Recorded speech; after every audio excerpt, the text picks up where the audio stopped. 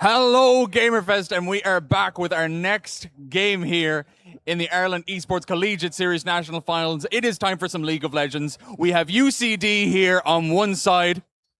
Versus DCU over here on the right side. We have some fans here. Excited to see what can happen. We obviously saw DCU win on Valorant, if you were keeping an eye out. So this is a rematch, just in a different title. We are going to be going onto the Rift very soon to see exactly what's going to happen. But to take you through all of that, I'm going to be taking it to your casters, Sandbag and Zathos. Thank you very much, Kurt, and welcome to the RDS. This is the League of Legends section, as you said yourself. I am Sandbag. Joining me, Zathos, the duo for the long time, and UCD, DCU, the rematch from Valorant. Yeah, I'm just so excited to be here, honestly. You know, come all the way from England, half American, half Irish, but these two teams, what a show they have put on. Because the two teams they faced beforehand, it wasn't just a normal game of League of Legends, it was domination. 2-0 and 2-0. Beating Queens, beating ATU. No teams have compared to these two in that regular split. Sandbag, two incredible teams. I would love to say who I think is going to win, but I think it's going to go 2-1 either way. Yeah, it'll be very tough to decide the two of them. It'll be a couple of sweeps, and hopefully not going to be that on this one. Do you want to give your preference early on, or you want to let this draft play out? Do you call your shot before you even see a champion picked? It's really hard to say because both of these teams have very different playstyles. The side of DCU actually has 3 AD carry master mains, so there's a lot of flexing, switching, maybe some Vayne tops if we get lucky. But the main important thing that we need to understand is that both of these teams have very clear game plans. That's scaling for late game. So it's all going to be about that massive outplay later on. And when I look at both of these teams, I really can't decide. Yeah, it's going to be tough to separate the two of those. And before we get into this draft, you've done a little bit of scouting on this. Yeah. You have some information. Anything that you think is just write it off, you're not going to be seeing it. Over the course of, over 1,000 players that they've been able to beat, 1,666, I believe it was. Is there anything that's really stood out to you to get you to this LAN finals? Well, here's the thing for me, right? Akozi, the jungler for UCD, told me the champions are going to get banned away. One of them is his Hecarim, something that he has not lost, I think, a full series on, honestly. One of his best champions, and he thinks he's going to get banned away. Same for that Draven, same for that Karthus. So that team has done their preparation. And when we're looking at the teams they faced, they've never been able to play these just because of how good they are. So the meta's usually about the Ashe Seraphine, maybe something to do with the Karthus, maybe the Corki, Nami, plenty of different styles, but it's still all about that team fighting. Smolder's absolutely been in that one. The release of the new rune, like, as a play-by-play, the anti-play-by-play champion of play as safe as you can, play as guaranteed as you can, come out the other side of it with a small deficit, and passive them to death. Yeah. I'm not here for it. Because us two, we've commentated a lot of League of Legends. You know, we've done the European side. Of course, I've done the UK. The way to describe the Irish League is, it's just a bit mental. You don't know if we're going to have a team out top like we did last time that UCD picked up, or if we're just going to have just absolute random mayhem. And that's why, honestly, for me, there's a reason I come over once or twice a year just to cast this. Listen, when you are a student and a player and a coach and you're an analyst and you're filling so many different roles and so many different hats put on and put off and switched here, there, and everywhere, you're going to be able to get a little bit more creative. You don't have someone behind you going, we pick frontline tank, we play 2 DPS. It's like, I'm playing Shiv. I don't know what you want from me. Shiv's going to be locked in. Yeah, so there's actually a really good point here, because I was talking to the UCD lot before this, and their top laner, Tak, he's somebody who loves to play wild, loves to play any sort of champion like the team out top I mentioned before. But his team are the ones that say, okay, give us your list of champions. That one, no. And that one, no. And they go to like the 5th or 10th champion to finally pick one and say, Aatrox, I guess it's good enough. And remember, this is a series, right? Yeah. This is not going to be one game, and this is going to be fearless. So the extra wrinkle of you bring out your big guns early, and all of a sudden, if we do push into that game 2, game 3 down the line, and it's like, hey top, what's your 13th best top laner when all the bans start piling up? you start to get a little bit more desperate. There's a bit of tactics, right? Because let's say somebody has an incredible AD carry player, like we said, on the side of UCD. Just ban away all AD carries, so the AD carry can't play it, the mid lane can't play it, and the top laner can't play it. So, of course, for everybody at home, what Fearless is whatever you pick in the first game, you can't pick for that second game. So there's a lot of strategies. And a good team is like Gen G, who says, you know what, I don't care what you're picking, I'm going to pick my best. You ban that? Don't worry, this is already my second best. Yeah, you're already down that line, and we have champion select on screen in ears. Take us through this one, sir. Yeah, so of course, we mentioned beforehand, the bans that we're thinking is Karthus, Draven, and on top of that, going to be that Karthus, Draven, and Hecarim. Let's see if they got them exactly right. On the opposite side for DCU, they love Ashe Seraphine with a Syndra mid lane and Xin Zhao. The reason they ban away the Ashe is they can't have that combination, and it's mostly about breaking apart why UCD have got here, as both of these teams very frequently just pick the exact same thing as it's open. Yeah, I mean, you're picking pairs as well. Yeah. Anytime, it's effectively doubling up your bans. If you're playing Ashe Seraphine and you take out one of them, yeah, you can play Seraphine in isolation. Something like Xin comes to mind, but these pairs getting broken up makes the difference. You're getting efficiency, right? Early on, it matters a lot. Yeah, and importantly, for the Xin Zhao pick, we do have an AP variation now, so you don't have to actually go for an AP mid laner with it. I've had a few murmurs of maybe like a Talon and a Fury jungle, so like a bit more spice, and that's the reason why we love this Irish series. Yeah. On screen. I didn't even see. We didn't even make it into Champion Select. We knew it was coming. Hecarim going to be taken away. Okay. With the jungler, when we were talking to him about things that were going to get banned away, he was saying, you got to glaze my Hecarim. And I usually wasn't going to completely agree with him, because Hecarim is kind of good. There's a reason why it's banned second. See, think of it this way, though. If you talk about it loud enough backstage, you can get a free ban out if you say, oh, we're going to be just saying, you're just chanting, you know, you're picking Nunu. Just say a Nunu enough times, they'll be like, maybe they're playing Nunu and ban it out. Because think about it, right? We have a speaker right next to the player, so if we shout something like, gank bot lane, maybe they'll hear us. Hopefully there's not the in-ears is going to be the difference. The noise canceling going to do some work as the bans start to tick on through. DCU electing to just say, all right, screw this efficiency thing. I don't want to deal with either side of it. Yeah. Ashe and Seraphine, both off the table. And really interestingly, take a look at what the bans have happened. We've got the Hecarim and the Draven off the board, and on the opposite side, the Karthus left open. You saw the hover, they were thinking about it, but no side of UCD actually picks it up, so you wait for that second or third pick, and instead you get your power pick on number one. That is going to be the Wukong. And when I think of Wukong, I think of Orianna. Wukong Ori, that submarine, big deal. Jarvan as well, anything of those Sunder Skies, right? That's what's really become a big deal. Jarvan the Fourth, Wukong, Xin Zhao, AD brawlers who can turn up to dragons and do something about it. Yeah, because we mentioned it beforehand, both these teams love the late game and love to go for those big team fights. The stacking dragons team fights, Wukong incredible at. Compared to Imbess on the other side, the reason this is so strong as a first pick is it's flexible. You can pick it jungle, you can pick it top lane, even go towards mid lane. And for a team with so many great flex picks, it makes sense to pick that up and then an AD carry like Mr. Useful. Mr. Useful. We hate him. The Jhin that we like, it feels like, what do we pick here? The Jhin. It's always going to contribute. You got long range CC. You got follow up from about a screen and a half away.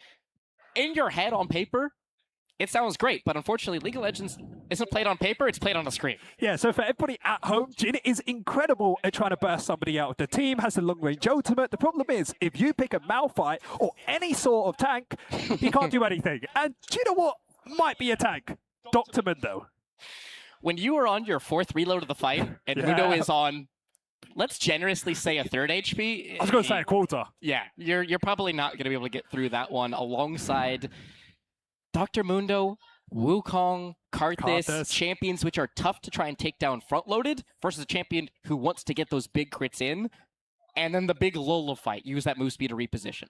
Yeah, so the one thing that UCD does have is they can have really good skirmishes early on with the Xin Zhao plus the Ambessa, a very strong 2 versus 2. This does actually flex the Ambessa up towards the top side, and Xin Zhao will slot towards their jungle. But the thing I wanted to mention was when you look at DCU's comp, you got Dr. Mundo and you have Karthus. Those two are big AP threats, which means AD mid laners, what do we have left? We have a Yone, Yasuo, Neferi, Talon, which we mentioned beforehand. They're poorly starting to get smaller, so I'm expecting for the side of UCD to already have a counter for those AD mids. Yeah, to have an answer ready for it as the bans start to trickle on through again, it is going to be the support pinch. Nautilus on one side, Lulu the other. Supports in very different senses of the word, but supports nonetheless. Yeah, so of course you got the Nami that gets banned away instead of the Lulu. If anybody's played Lulu plus Jin, it's not a good combination compared to the Nami. Oriana, of course, getting taken off the board as well. But when I'm looking at both these compositions, it's very clear the DCU are teamfight focused, which we've always mentioned,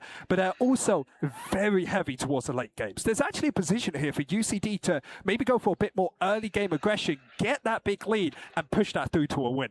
And unfortunately for UCD, sounds great in theory, Yeah. but they need to push it forwards, because in a world where you're not, Karthus, Mundo, these champions that once they get stacking and once they get some items behind them around that kind of 2-3 item mark, Yeah. it's very inevitable, right? Mundo, Karthus, they have damage, which is you kind of have to address. Yeah, now, the benefit is, with the Zinzao into the Mundo, is you actually win that 1 versus 1, and Bessa versus Mundo wins, of course, level 1 and up to level 6 and level 12. Once you get to the 2 items, like you mentioned, that's when it's going to go over to the side of DCU. So now UCD have a question. I think they should go for priority. Get someone with the gym to help push out those lanes and maybe invade the enemy jungle. As Wukong is a champion that loves his level 6, that Cyclone, and before that, he's very vulnerable to ganks. Yeah, you really want to be able to use that ultimate and a champion that you're talking about pushing, trying to get priority, not in the support role, but it's the Victor. Death Laser, Chaos Storm, big AoEs, big control mage. Yeah, and the big problem we had is, who's dealing with those tanks? There's your answer. Victor in the late game absolutely shreds them with the abilities you mentioned beforehand. Now, on the opposite side for DCU, they can go for heavy scaling. The Silas pick is possible, but I still think you need to go for an AD threat. That's exactly what they think. So you have Tristana in the mid lane, and we said we wanted priority from UCD. Victor gets after level 9, but before that, Tristana can jump in. Tristana can get constant wave push, keeping their jungler pretty safe from these ganks. And now this is where you look. What is the final pick of this blue team? Leaving their support options Just think open. Engage. Engage makes sense, which is why Rel and Nautilus were taken off the board. In your head, it's what, Leona, Rakan? That's the only 2 things that really come to mind for me. Now, I like Rakan a little bit more because, of course, you have the ultimate from Leona to get on towards the backline. But Rakan, you press R, you press W, everyone's dead. The skill level of it is so much lower, and when you're in such an important tournament like this, it's the grand finals. You have to pick what's simple and easy, and DCU's team comp is exactly that. Now, UCD on the opposite side, I kind of want a bit of range. I want something to keep you safe. Maybe an enchanter like Janna could be incredible. Sona very strong in solo queue as well. And you even have an option like Emilio if you want to. It does start to scare me, though. If you do pick that Sona, how do you keep them out? Okay, Soraka's feels like she's more acceptable with the silence. Hard. But how do you try and keep them out? Because you have Rocket Jump to deal with. You have the Warrior Trickster to deal with. You have the Grand Entrance to deal with. All of these dash spells, and these are mobile carries. You don't have interrupts that you can just throw up, say, like a Poppy, right? Who you can try and find these denials of. Jhin, Victor, they have to address the threat. There's no stopping the threat before it happens. You got to just deal with it. Play the cards you're dealt.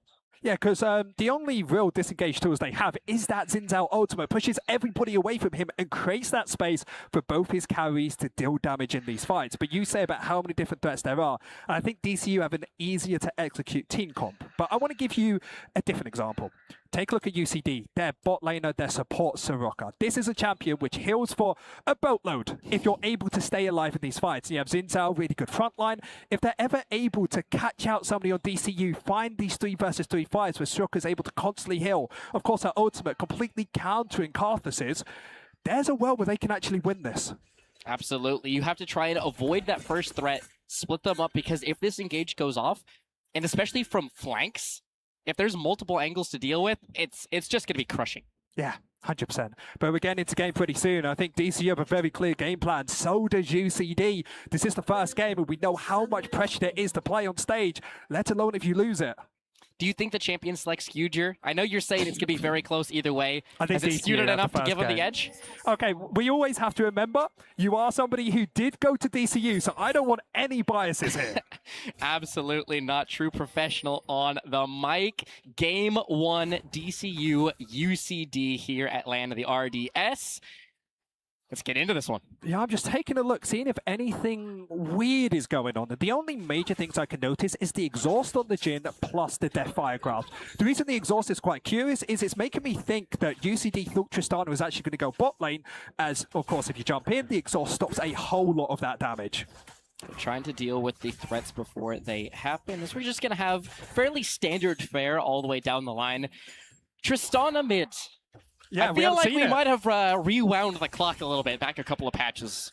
Not even a couple patches, a couple years. This is a site that was very popular in 2019 and 2020. The main power of this champion in the mid lane is it has priority, pushes the waves, and has a lot of burst damage with your team. When you think of Karthus ultimate, Wukong going in with you, you're going to be able to blow someone up. So DCU, very clear on how that mid lane can go. But I'm mostly going to focus towards these jungles for this early game, as of course they have a lot of impact. Nice little sidestep in the bot lane as well. If both of them are pathing towards the bot side, as you can see, Karthus is such a huge thorn in the side early game, as if you ever hit those Qs, it deals so much damage. Yeah, it's that the thing that you really have to keep in mind is UCD's health bar versus Karthus' mana pool. Because those two feel like they're going to go down at about the same rate, and despite the level 2, why do you ask me ended up pulling the trigger on the exhaust, but keeping the health topped up? Yeah, and importantly as well is Karthus, whenever he gets himself that lost chapter at 1200 gold, his perfect base, before that, he's not able to deal too much damage, because he's already half HP, Soraka's over half HP, still is the HP pot alive, also has, of course, the heal. No one's going to die just yet, as nice little trade mid lane. It's going to be a nice little rocket jump in. Victor not receiving the full stacks of Tristana E, but huge cheese, that's what you're going to be looking for constantly. You have combat sums, make it happen.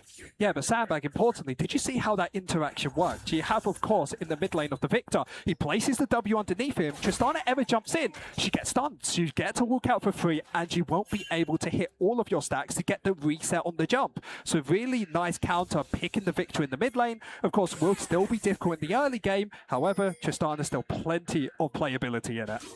And also, you have damage not gated by things that are as simple as mana. You will always get it off once that item starts to tick on through. And up in the top lane, Dr. Mundo. Yeah, we talk about how he is completely bulletproof once he has some items behind him, especially a little bit of flat HP. But at the moment, 10 to 22. He's not having a good time in that matchup and won't, as Wukong and Xin Zhao going to be doing a little bit. That's a 1 HP blue buff and ends up going over to the Wukong. Here comes the Deadly Flourish. Battle Dance in. It's a whole lot of damage poured in. Xin Zhao down. As now Tristana's going to be flashed forwards. The exhaust comes through. Jhin doesn't have enough to get through onto this Tristana. Jhin in a whole heap of trouble now. Soraka can't keep him on his feet. It's a double kill over to Ekozi. Another Rakan W. Triple kill to the jungler DCU. They get one back, but it's a big lead early for Blue Squad. Yeah, and it's so important they were able to do it. This is why DCU picked Tristana in the mid lane. Gain that prio, move first, and bully out the enemy jungler. Wukong killed the enemy jungle, was able to pick up 3 kills for themselves. And we said before that Xin Zhao is meant to win against Wukong. 3 kills later, look at those items. No way that this Wukong isn't winning out. Not a hope. That is going to be jungle priority pretty much ad nauseum here for Ekozi. And now if you're luck, you're the one who's cross-mapping. You went from being the aggressor to being the one dropping those wards, taking what camps you can, and going, all right, you can have it. I'm going to get something else done elsewhere. Yeah, and it's even more difficult because we know UCD's comp likes to play from range, make it where it's hard for DCU to engage. And DCU is a team comp that wants to engage at level 6.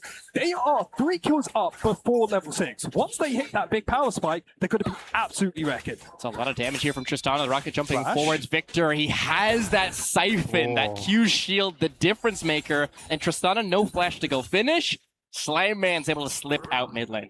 Problem is, he doesn't have that teleport. He's going to be able to push in this way for free. He loses around 200 gold in that mid lane, plus the tower plates. Tristana basically getting a kill's worth by just pushing in that wave. And this early game, if you're a big fan of UCD, you've got to start being scared because this Soraka needs time to scale. But it feels like DCU have just put the pedal to the metal.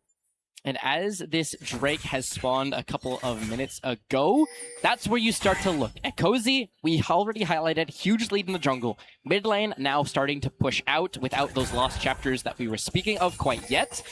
That's where you start to look, and keeping that metal absolutely pressed down. Yeah, and it's hard because DCU have incredible scaling towards the late game. They don't feel like they're in a rush to take these dragons. They can, of course, if they want to, but if they're ever getting caught out, it's so difficult. Return to the scene of the crime, and Xin Zhao is going to be popped up into the air, forced to flash away. Not even his Gralt is safe. His level 6s are going to be spent. Xin Zhao is going to be dashing back in. Here comes Wukong throwing up the Cyclone. It's going to be Soraka popped up into the air. The exhaust to stall. S-key from Wukong to go for the main game. As Xin Zhao is going to be under a bit of fire. And Cozy, S-key to bait like he's already used the clone. Draws a walk in as top lane's going to be a little bit more bloodbath. And Bessa with the solo kill. 6-5s, able to get one back. 1 for 1 in the top side. Yeah, but if you're a fan of DCU, you are so happy with these plays. Top was a 1 versus 1, and you still come out even. Bot lane, you get yourself another kill on that Wukong. And they are playing this early game to perfection. When you pick Soraka in the bot lane, you give up any priority down here. So that Carter's pushing in the wave. Tristana, like I mentioned before, pushing in that wave. And their poor jungler of luck is not having any luck in this game. And it's so important because this guy isn't actually their main jungler. He's somebody who actually joined in from their B team, so their main jungler couldn't make it. And you see right there on screen, Tristana, completely indifferent to the victor's presence. Yeah. Walk up, give me those plates. Sure, I get 300 gold out of you, but I can get a whole lot more if I start peppering that tower, and she's called the Demolitionist for a reason. Exactly, 150 gold once you take one of those tower plates. And Tristana loves the new season because usually at 12 minutes, tower plates go. But since the new season started, they are there forever. So she can push the mid once, then she can rotate to either top or bot lane and get even more. So weirdly enough, Dr. Lindo just going even is kind of good for her because she can come up and take those plates later on. Even is a stretch, considering I'm looking at 38 to 57 with a wave headed the wrong direction, as now Mbessa is going to be marching forwards. No ult, no threat, but wave still in a very uncomfortable spot, and right now, 6-5s, Yeah. you S-key. Your team is winning, you just give it. Importantly as well, when we look at the top side of the Mbetta, it's so crucial with that Ignite that's on cooldown for another 60 seconds. Once that's available, Dr. Mindo loves his healing. You completely negate it by 40%. So whenever that's up, there's a kill threat. Whenever that's not up, all you can do is just kind of be awkward, chunk him a bit, but not get much more. Slap him around a bit with the Heart Zapper, getting a little bit of HP back. He is going to pop that ult very early, and Mbessa getting a big cooldown. And now with that no Ignite that you highlighted, when that comes back up, it's a lot more threat for Khan. Dashing forwards, popping up that 4th shot, has not spent for the move speed. He eventually will use it, but still loses a third of his health. Across the board, DCU trying to surge their way into the bot lane, and I've seen this one before. Oh, they're sniffing from a dive in the bot lane. You know exactly what they want to do. Mbessa throwing out that ult, but it's the passive from Mundo. A very nice cleaver. No ghost means very little chance of chase down. Mbessa's so slippery, she's just going to be able to dash her way out. Mundo, one more cleaver. The shield, she's actually going to be turning for a little bit more aggression. She can't do that! Overstepping. UCD, top dive for the Mundo. Yeah, and it felt like the UCD top laner was just overplaying it because he knew his jungler was there. Luck wanted to be able to get that objective and might be able to find his kill. Mundo's passive back up, though that 3 Talon Strike isn't going to get any more CC. Slowed with the Infected Cleaver. Wind becomes lightning. He's trying to strike down this Mundo, but the sustain's too much. A Giant Spells, a Ruby Crystal. He is thriving up there. Mundo got himself a kill, wasted all of the enemy jungler's time, giving yourself the possibility to just take a dragon on the opposite side and lose nothing. DCU are having an incredible early game, and it has to come down to their composition. They have built exactly what they wanted to. They got the Carters, they're able to pivot into Tristana in the mid lane, had the priority, and on the side of UCD, what's the way back? Luck is having trouble, Soraka is scaling to the game. I think you have to look to try and either play for this Victor, as he's the main person who could deal with anyone on the other team. And yes, it has been Huge Cheese who's been the one dashing forwards. He's been one who's trying to put a little bit more aggression into those towers. But dropping CS to do so, every time that you right-click something that is not a minion, and you let it slip through your fingers with that passive, Slime Man's just going to take another creep, and all of a sudden it's plus 20 in the mid lane, doing a big difference of bringing that gold to within a K. Yeah, and you have to be quite impressed with how UCD have been able to farm in this game. Compared to DCU, they're both top laner and mid laner are about 20 to 30 CS up. That's enough to be worth almost a kill. Just truly showing how important it can be to just be super good at farming, and this is also as well why they love to play for the late game. Yep, trying to play in towards those objectives, towards those late game fights, as we are going to have a bit of a lull. The wards It feels like DCU own 3/4 of the map. It does. They own their blue, their red, and enemy blue buff quadrant. That's just constantly Grump under fire, blue under fire, and Luck is doing a good job stabilizing as best as he can, but it's still -20. Yeah. Fortunately for Xin Zhao, it's one of those champions that will always be useful. You have to Crescent Guard, meaning any damage outside of that ultimate circle, you don't take any. So always very useful for the team. But DCU, they've got their clear game plan. Push out mid lane, who's still winning out, even though Lost Chapter is finished by Slime Man, just because of those assists and those tower plates. Well, down towards the bot lane, we see, of course, Kaisno finishing off that Lost Chapter, very close to that first item.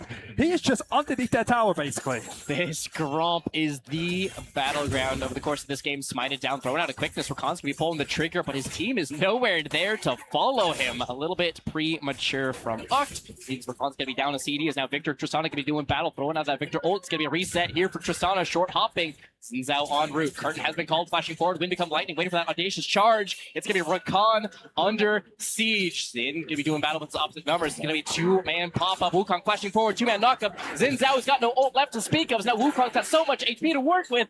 Channeling up the ultimate is the Karthus as the blue team continue to run amok in this fight.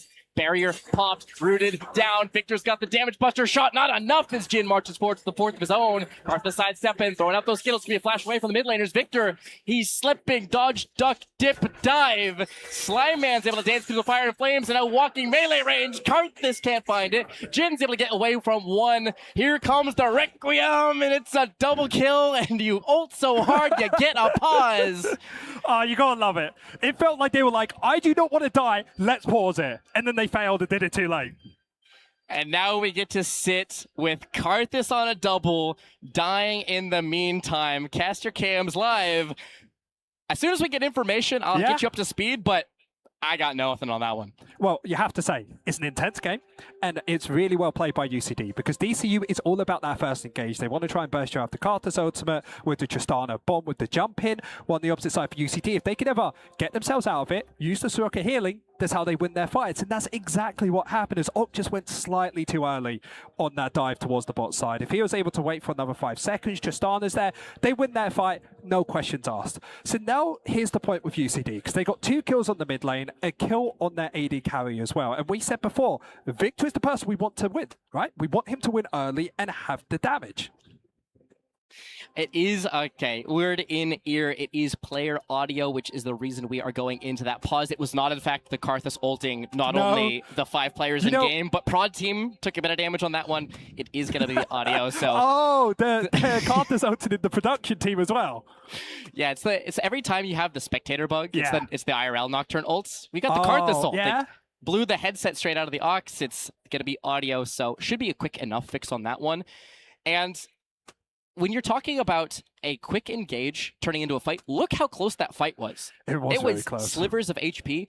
If they are CC'd for exactly one more skittle, Jin dies. If they are a tiny bit closer to the engage, that's a wipe for DCU. So UCD, while they did end up dropping 3 of their own, they're pretty happy with that outcome. They are really happy with that. But I think the biggest winners for me have to be UCD, just for the mental fix of it. Because this whole entire game, DCU has just basically won every single fight, except for, of course, top lane, where Bess is doing incredibly well into that Doxamento.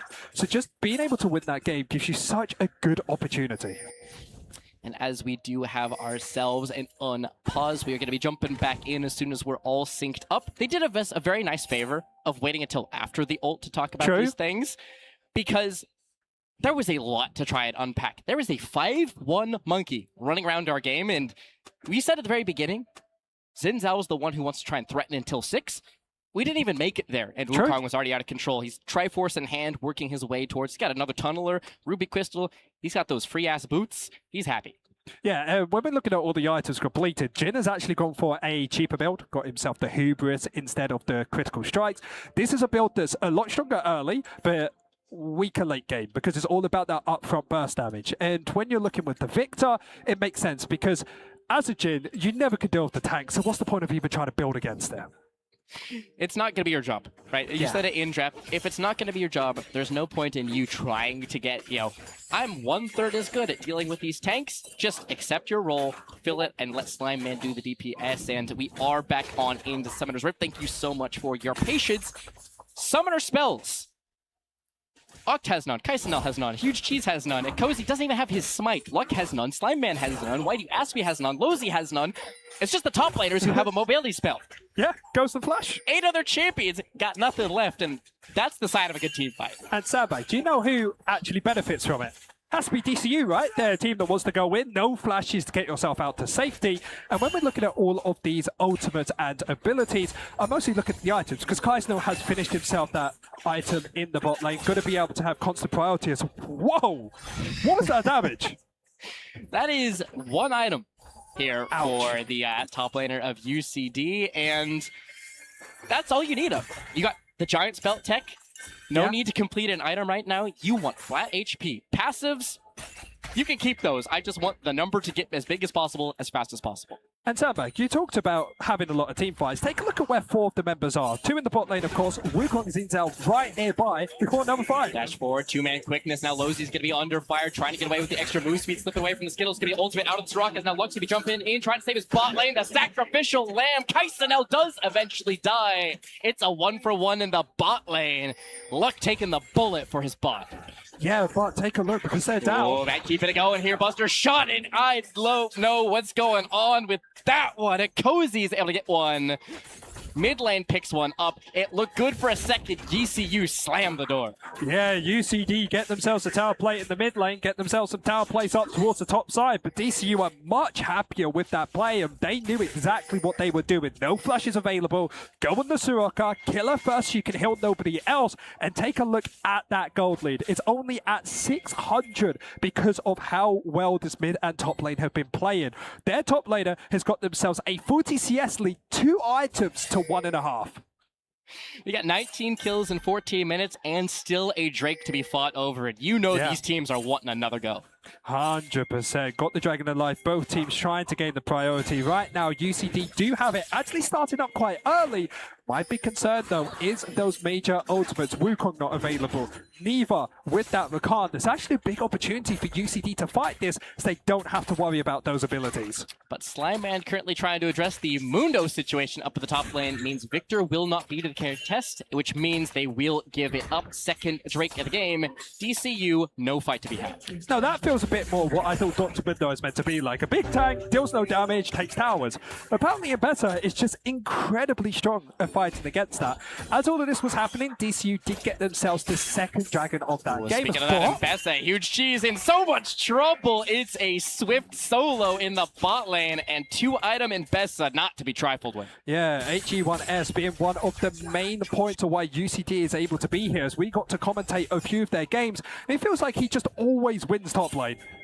Speaking of top laners, we got 6-5s in a bit of situation here. Going to be walking back in for that Mundo passive, popping the ultimate, and understanding it's just not even worth the hassle. We're going to walk him back on in, maybe with 4 mons in. It's going to be the ultimate out of Jin and both bottlers. Here comes the dive on in. 3-man quickness popped away with the crescent guard. Up, trying to look for a little bit more lockdown. Slime Man running for his life. Luck with a couple more sustain autos. 3 Talon Strike. It's going to be a pop-up into the air. Ox connecting onto just one. Slime Man with support at his back. Lozy keeps him on his feet. Ends up only being a 1-for-1. Yeah, exactly. 1-for-1 in that fight. Great play to kill the Dr. Mundo before the team joined. But you see the issue that DCU runs into. If they don't have the burst damage with the Tristana, they're just going to get out-healed by the Soraka. You can see how powerful this pick can be if the team comp plays around it. But even though DCU wasn't able to find more than a 1-for-1, they will be able to get themselves his Rift Herald, which they will most likely place into the mid lane and start opening up the map. And that's going to be such a crucial thing for them.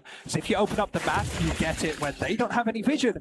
And trying to pick somebody off when they can't see you, it's a whole lot easier. And gold might be so wildly split across lanes, jungles, and roles, but the sum total, 31.7, 31.9. That's not even a longsword to split these two teams after 17 minutes. We might be going long into the series. Of course, as mid lane, nice little flash there from the Jin to get himself out to safety. And for me, it feels like DCU constantly need to have this Tristana by their side. If Tristana isn't there, it feels like they won't be able to win any of these team fights as they just run out of damage. As both teams have very much selected the sides they want to play on, which is going to be this bot lane. As when we start looking at these dragons, DCU only needs 2 more to get themselves that soul. And I do believe it's going to be that Hextech soul, which would be incredibly strong for either of these two comps with that extra damage. Two top laners once again doing battle and understanding all the damage of the world is great until you get blown up yourself. So Mbessa is opting into that skill sigil. A little bit of armor to take the edge off of what is effectively all topside damage. Kai'Sanel, not known for his physical damage. Definitely not. All there on the AP side, and the benefit is of having an AD mid laner and an AP support is you can only counter one of them. Either Tristana's going to blow you up, or Karthus is. Might have a bit of a fight brewing. You see Oct positioned just over the shoulder of Huge Cheese. It is going to be a red buff steal, so small leads are all to speak of. 100 gold splits these two teams. Now it's going to be Mundo who's able to just one-tap that tower, trying to ult his way out to safety. He needs to knock that passive off to give chase, and he will do so. Death by 1,000 paper cuts. Mundo running for his life. The ghost and ult, able to walk it off, but get paid in the meantime. Mbessa may have something like 10 dashes, but at some point they do run out. As because there was a play towards the bot side, they will be going in towards the mid lane instead. And with a team comp that wants to constantly move it forward, having a Rift Tail to push down this mid lane is going to be so crucial for them. However, good little defense from there, having the Xin Zhao join their AD carry and support. They will be able to hold on towards this mid lane tower. And with Dragon in a minute time, it makes it a whole lot easier to walk up if you have that safety net. It feels like Rift Herald isn't what it used to be. It definitely isn't. It's like normally when you drop a Rift Herald, you've got 3 people behind it, guaranteed mid T1, open the map, rotations, all that macro nonsense that I can't really be speaking of. But living is actually a big deal to give 2 immobile carries room to stand. Slamman, why do you ask me, need something at their back. They need space to fire because DCU's threat, immense. Yeah, and with Dragon being up in 30 seconds, we'll take a look at the sub of the spell. Slyman has that flash to get out the major engage from DCU. But remember, Tristana in the mid lane got the flash out of Jhin. He's somebody who is so easy to try and get on top of us. You only have that Xin Zhao ultimate to stop it, as HG1S will be the first time they will join in for a major team fight. Oct is going to lose half of his HP through his support item, through that damage resist, that old school Crown of the Shattered Queen. And now you're engaged that little bit less threatening. Yeah, teleport coming through will be a true 5 versus 5. It's all about the burst. Oh, Kai'Sanel is going to be under some trouble. Here comes the re-engage from Lux, popping one up into the air. It's a dog pile on in. It was a bait and switch all along, as now Lux is going to be the one jumping forward. Kai'Sanel does go down in the end. A 2-for-1 trade. Throwing out that Karthus ultimate Requiem for a little bit more chip damage. Not the most fearsome quite yet, but enough to get it down. 2-for-1 trade in the favor of UCD, but health bars not skewed their way. Yeah, and importantly, take a look. Teleport available for HG1S. He will be able to join the fight once he finds himself the reset. The only problem is they've used so much of their damage in that last team fight that Dr. Mundo is unkillable with these two. It's usually 3 items to deal with him. Who's looking for a fight of her own. It's going to be a 2v1. Jumping out the back of the pit as here comes the curtain call. Only going to find themselves a Wukong clone. Soul point secured. No further frags. See, you may lose the team fight, but you get yourself the dragon. And if you're any sort of League of Legends player, especially me who's coached it, I'm happy with that trade. They're only 1 now away from getting themselves that soul, and these team fights that are looking close won't be so, especially with Karthus starting to hit major item power spikes. Level 11 is when he gets the 2nd tier of his ultimate, and of course he has those 2.5 items. The big thing for Karthus is that level 16 and that death cap, but for now, DCU are in an incredible position. Yeah, he is in a situation with solo AP damage as well. As it's going to be an interrupt here as low as he's going to be 2-tapped down. No death cap required. Soraka dead for 30. And it's harsh because you have Victor, and I love Victor, incredible in the late game, but it just doesn't do the same as a Karthus 2-tapping someone.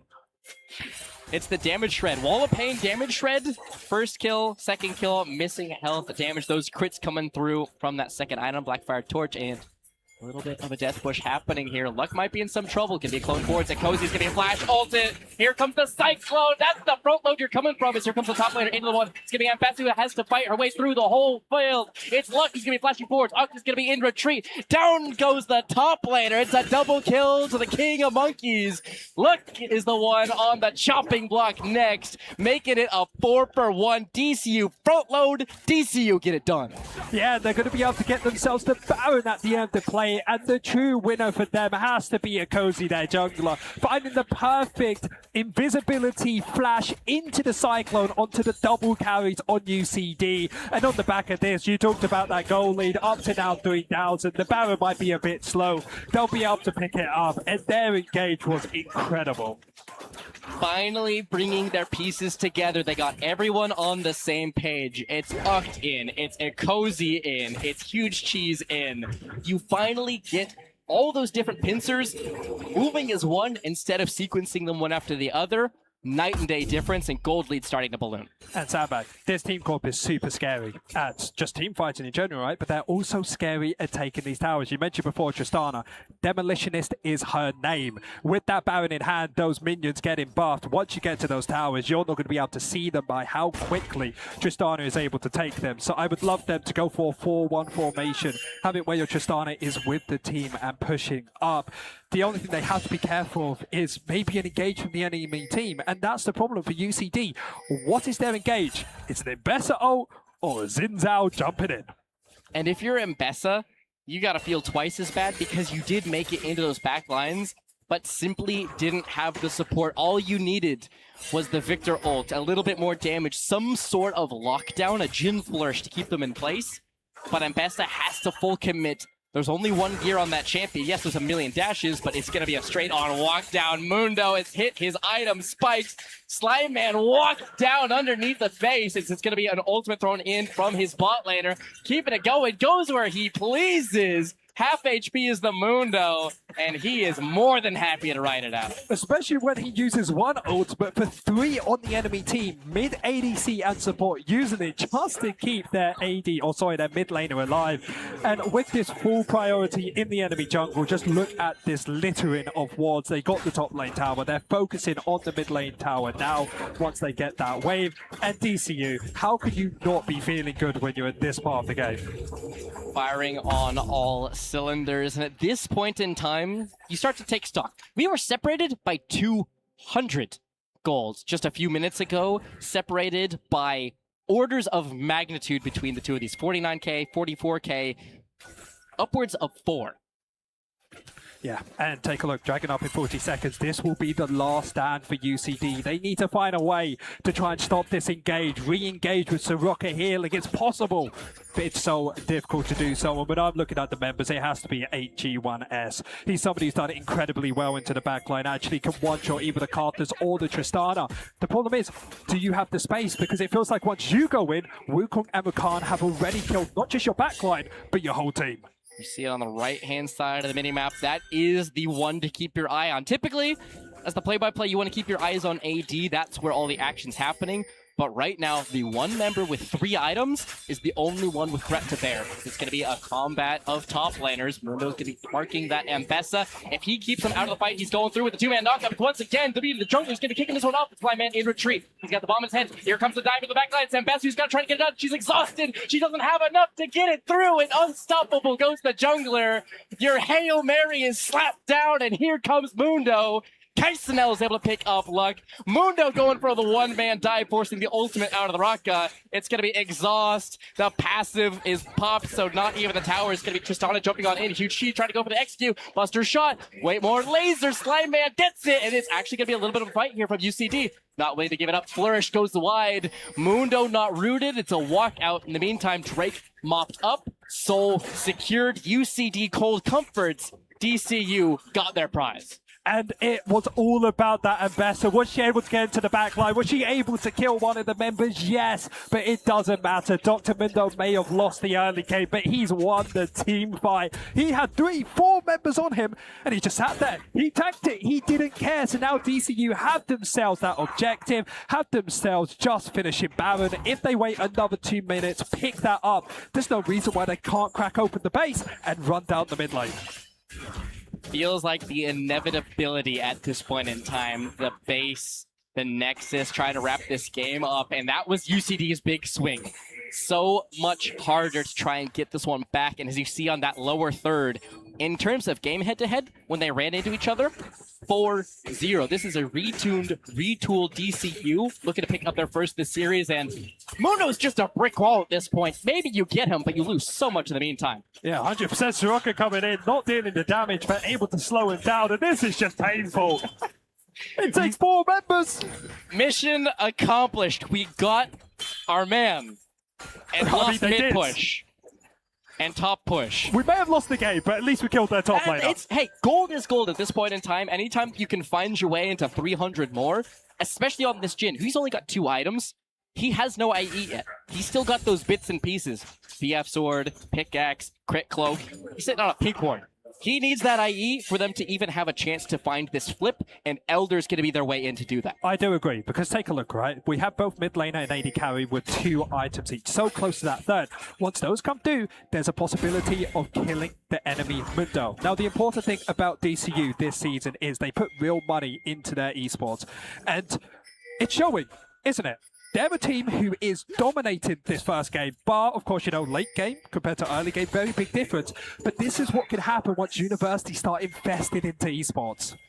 Absolutely. 4-0 will get them on the board, as it's now going to be Oct leading the charge, walking forwards, and he is unfazed. Fearless in the face of adversity. UCD, no.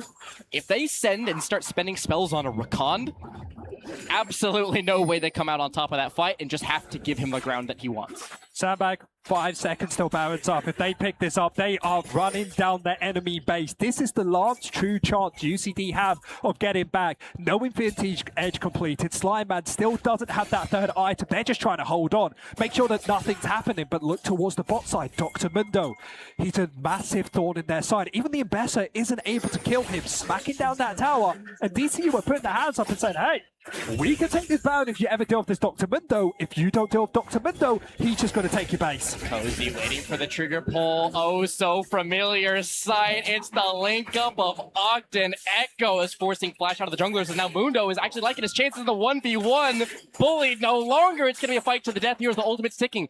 Waiting for 6-5s, waiting for his cycle of ease, but it ends up just being a walk down. Another pause together.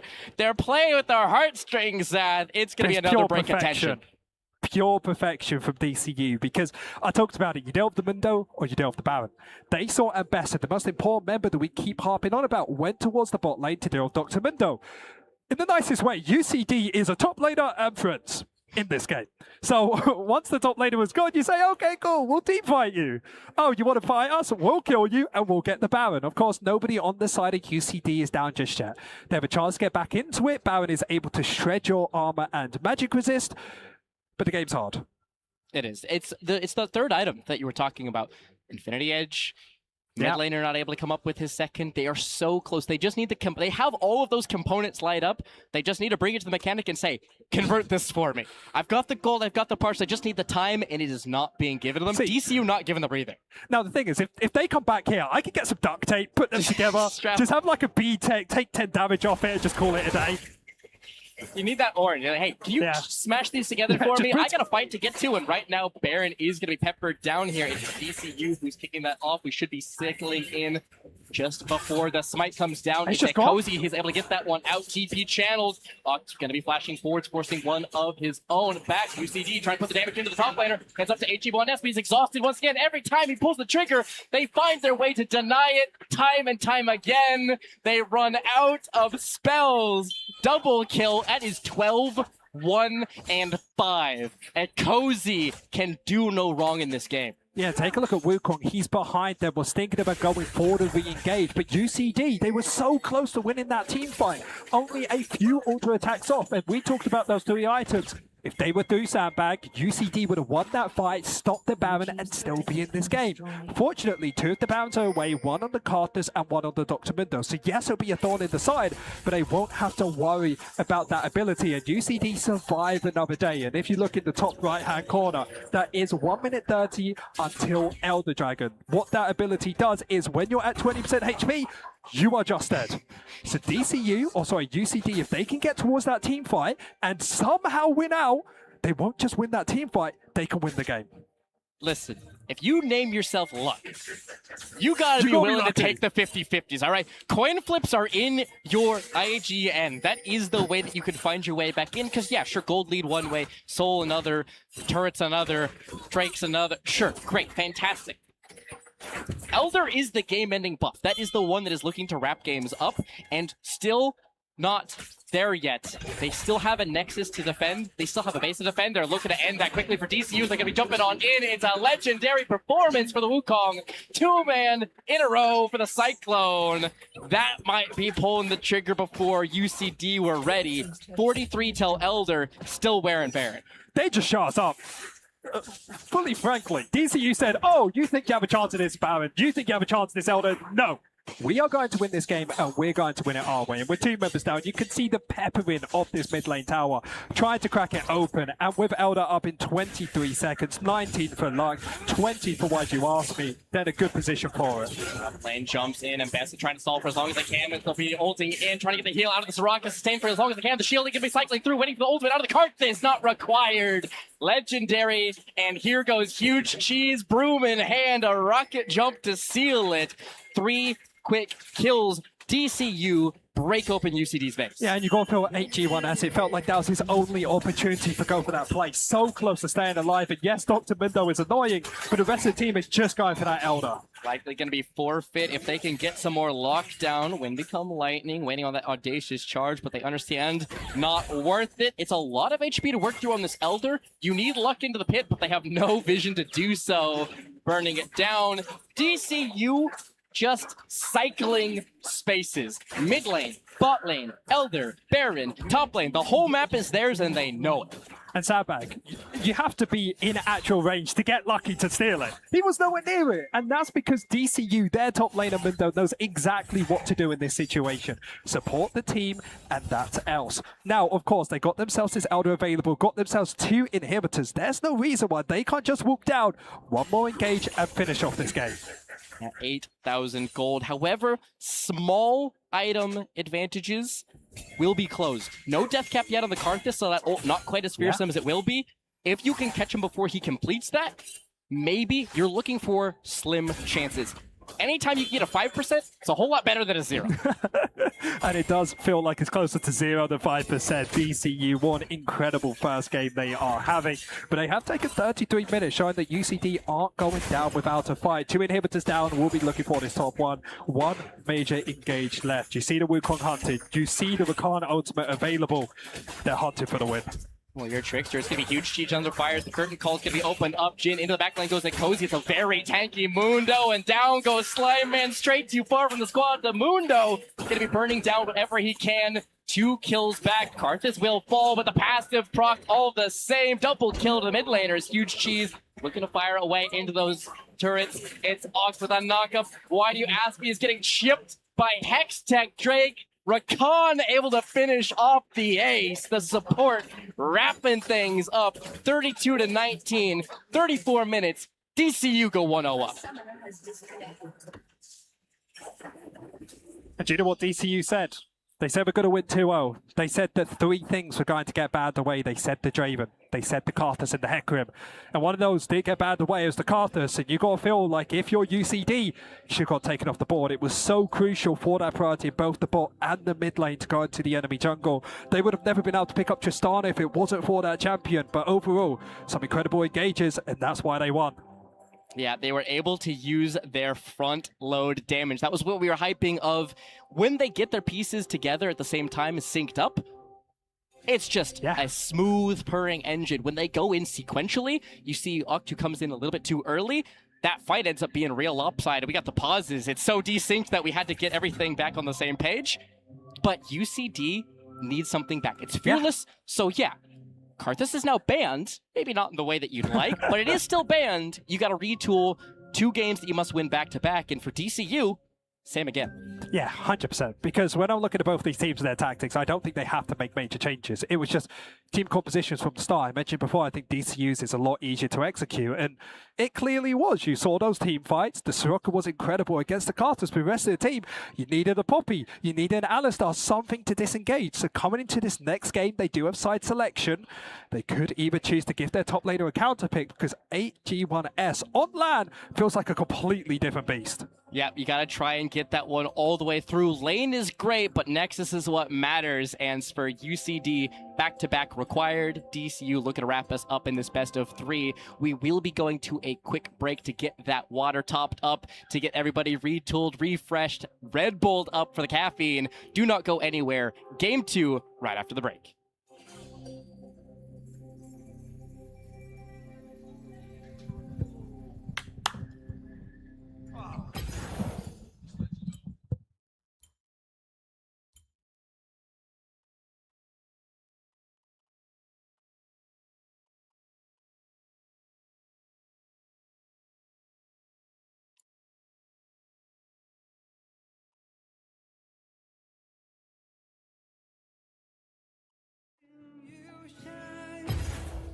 You will always be the best part of me, and you'll always be mine.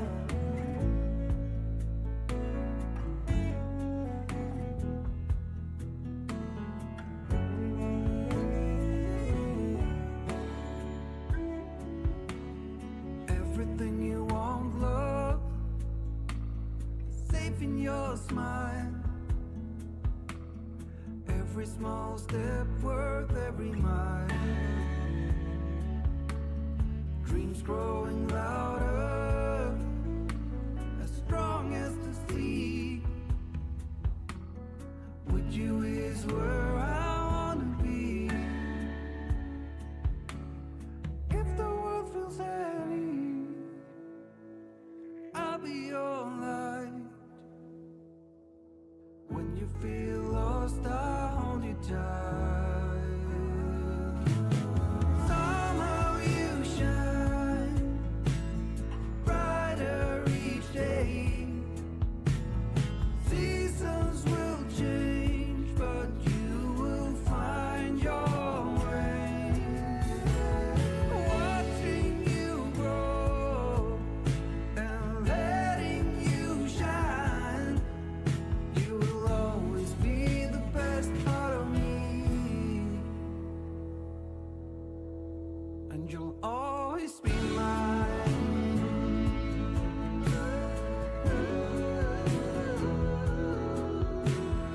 Hold on to me, I keep you warm.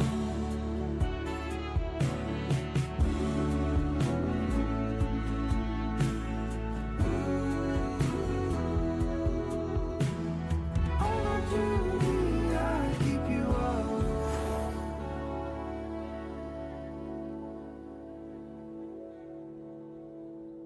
Everything you need, love, is safe in your smile. Every small step worth every mile.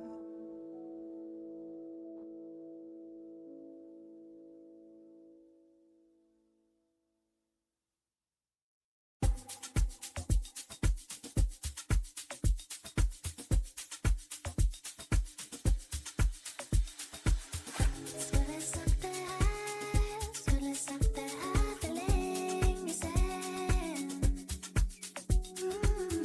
Jag borde berättat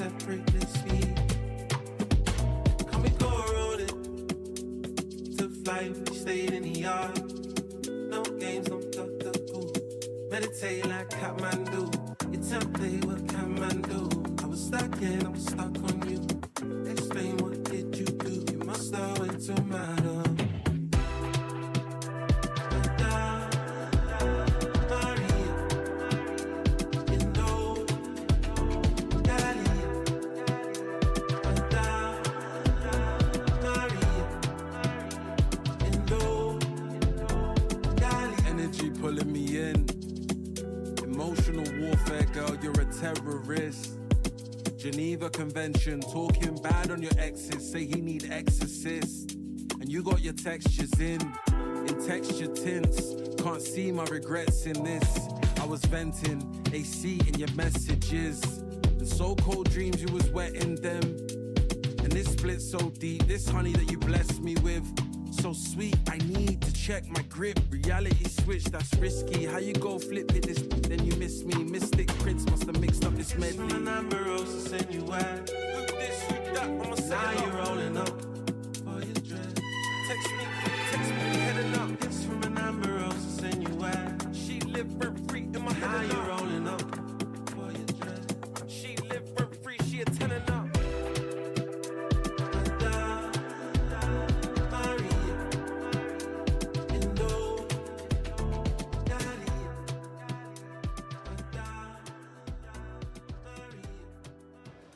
GamerFest, in 2 more minutes, we will be back with more League of Legends with Game 2 starting out. Don't go anywhere as we will get some more from DCU versus UCD to see who's going to take it. Yeah.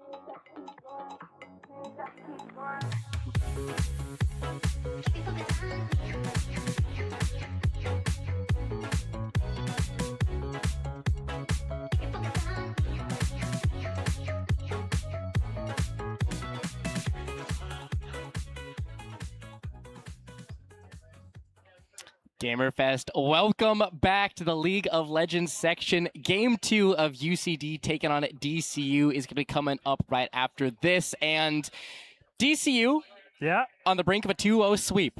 UCD trying to prevent that. Much harder battle for one side than the other. What's the first take after the first game?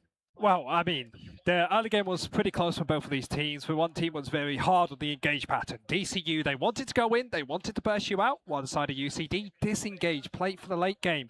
And usually I'm a big fan of it, but I felt like the side of DCU said, okay, they're banning away their Carthus. Carthus did get banned away, they picked it up, and magically a champion's been banned away the whole season.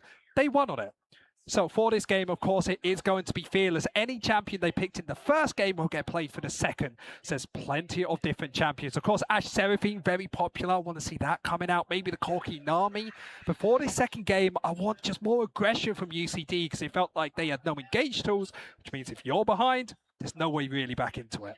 Yeah, fall behind, stay behind, the oldest and noblest of pirate traditions. You have to just find ways of picking fights, and Jin W doesn't cut it. No, 100% not. Of course, you got the Jin Ultimate, which slows them down, but you're not too happy. But I want to just talk about both of these teams and how they've actually got here. Because, of course, both of them did win 2-0 against other universities, but they've been playing the whole split while at university. And, of course, both of us have gone to university beforehand. Me to a UK one, but don't worry, this guy over here did play in the Irish leagues. And you can even just give a little bit of an insight on how these players are feeling coming to a LAN and just overall how it is being part of the community. I mean, it's just different gravy. Being able to play on LAN is what the It is most... so cool. It's the highlight, right? It's the Yeah. thing that you really care about, as draft will be on screen.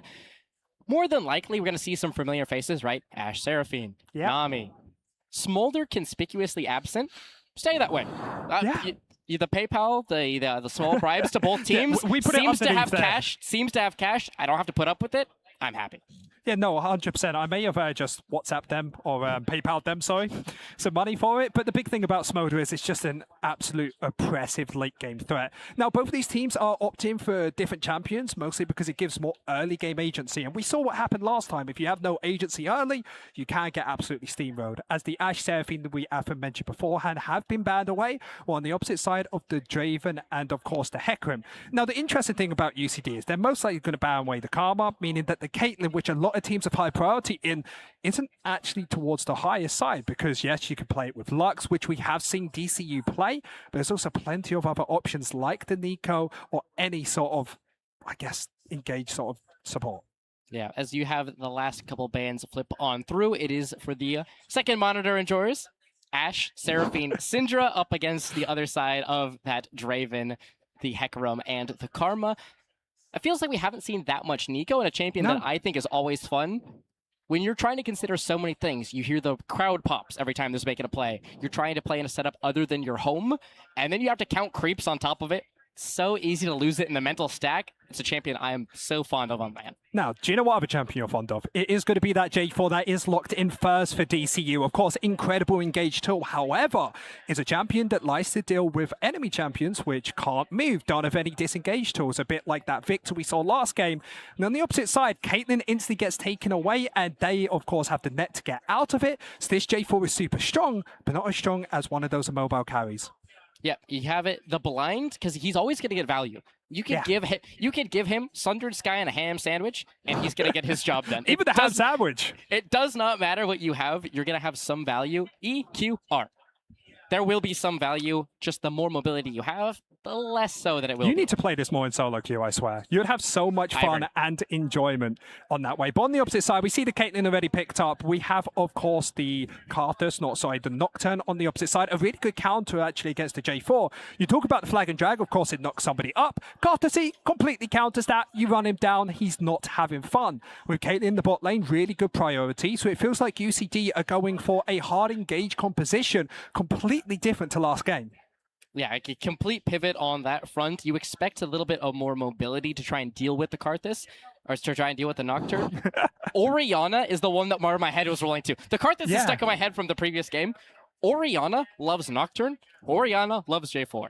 Now, Orianna would be incredible for both these teams. The only problem is a champion like Xerath is so difficult to deal with. And I like the Azir a whole lot more, just because, of course, you've got the disengage tool with the Streamer Shuffle, but also that ultimate, that wall, meaning if Nocturne ever comes in, you just shove it back out to safety, allowing you and your Ezreal to have incredible range. But still, UCD, I think you go for the game plan. You go for hard to engage. Orianna does incredible against Azir before level 6. Use that priority, bully out the J4, and do exactly what DCU did against you in that first game. And in your head, you're like, oh, Ezreal, he's got Arcane Shift. He's slippery. He's able to get away from very sticky situations.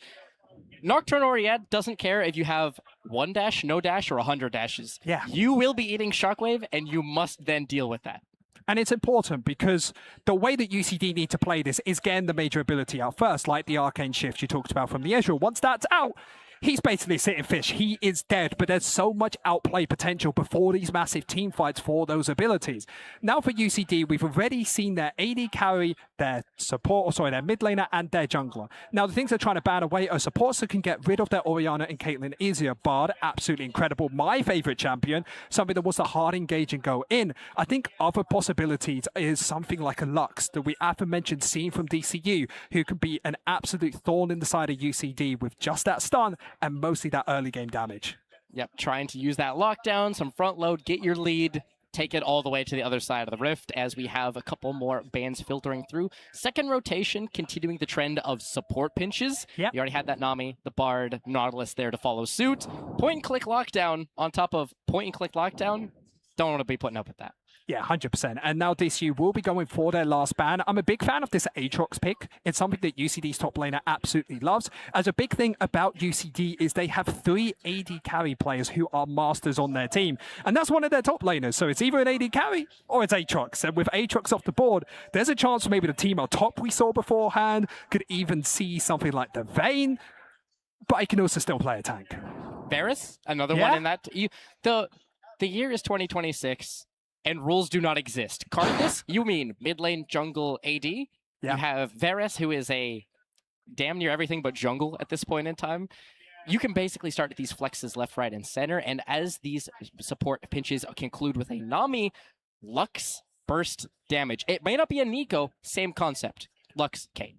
And it's interesting because this is actually what DCU picked up last time. They went for the J4 plus the Lux and Caitlyn. UCD have completely stolen that away to have priority in the bot lane. And take a look, Prio in mid, Prio in bot lane. They have perfectly set themselves up to bully out this J4. While on the opposite side for DCU, it's all about that disengage. And it's completely just switched from last game. I'm waiting on this. Never get baited by the hover. Wait for the complete. It is a Blitzcrank. God hand. Oct going to be pulling that one out. Pyke, a champion he is very proficient on. Rel, a champion he is very proficient on. Blitzcrank, the champion, is either the best champion of the game or the worst champion of the game, depending on a spell. Okay, for everybody at home, if you don't know much about Blitzcrank, it's all about that hook. You hit that hook, someone's dead. And let's look at the enemy team. Lux, no mobility, easy hook target. Caitlyn, yes, she has the E, but very choreographed. Easy hook target, same for the Orianna. There is so many opportunities to try and make these plays. The only trouble I'm having is they don't have Prio in mid and don't have Prio in bot. And the reason you want Prio bot lane is so your Blitzcrank can roam around the map and find those hooks. Granted, he is with an Ezreal, a champion who is more than happy to stand behind his tower, throw out Mystic shots, and even if you don't have priority, just send the Blitzcrank. Just go cause problems elsewhere. Ruin the jungler's day, ruins midday. I'll still get most of these creeps. Go beat them harder than I lose and take that all the way. Yeah, and I'm a little less concerned for the late game for DCU than I usually am, because when you pick a Blitzcrank in the nicest way late, he doesn't hit hook. He's a counter minion. But they have the Sign and they have the Azir. They have a great front line and great damage potential. On the opposite side, they have Caitlyn and an Orianna who, yes, can deal incredible damage. But that's nothing compared to an Azir late game. Yeah, an Azir who can play both ways, right? You can always go for the montage where you EQ flash, you try and get the 5-man shuffle, you try and get yourself on the front page. Or you can stand behind Blitzcrank Scion and just stab them. Just soldier them all the way down. But you have the Azir, you have the Ezreal, front to back, completely comfortable. Yeah, and if there's a game to do it, it would be the one to win you the whole entire series. Of course, both these teams have worked so hard to get themselves in this position. This game, if DCU win, they will class themselves as champions, and the Blitzcrank is definitely the way to do it.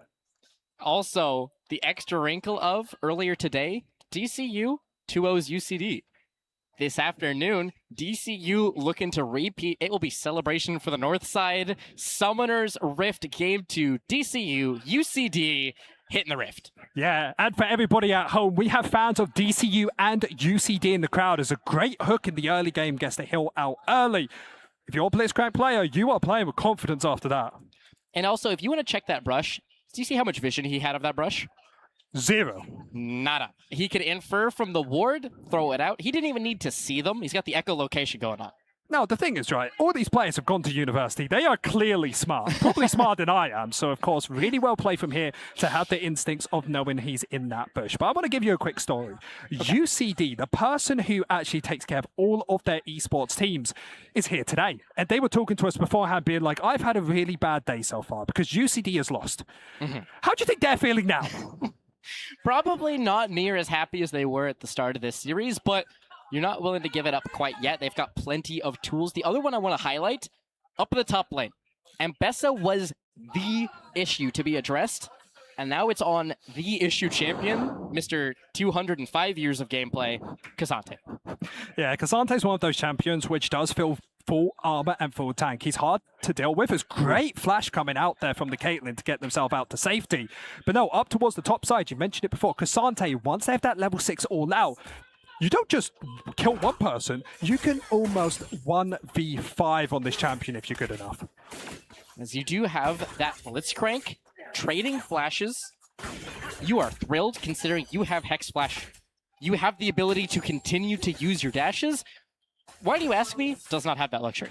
And importantly as well, we mentioned beforehand, UCD should have prior mid, which is happening, prior and top, which is happening. But the problem is, there is no priority in the bot lane because this Blitzcrank has done so well at finding these hooks. And in a ranged versus melee support matchup, that is not what you expect to be happening. And meanwhile, up in the top lane, 6-5s, he is looking for Nirvana. He is going to be suffering until he reaches Enlightenment. That is a Scion with 5 CS in 2.5 minutes. Sabak, you are meant to have 80 CS at 10 minutes. We are almost a quarter of the way there, and he has 5. 25% of the way to 80 is not 6. Listen, I know you're never supposed to do math on stream, but those numbers, the math ain't math. Hey, there's a reason why you talk fast and I only know things about League of Legends. There's a reason I said they're better than me at university.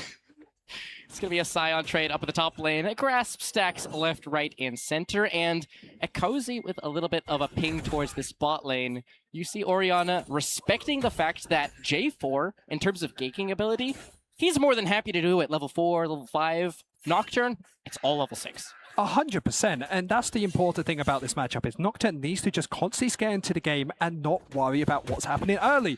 Compared to the J4, who scales worse, yes, than the Nocturne, but it's so strong at this point into the game. And when I'm looking at people to try and find ultimates or flashes off, it's both the mid laner, because remember, Azir level 6, Shurima shuffle, free kill. Bot lane, you ever get the flash out, Blitzcrank gets a free hook.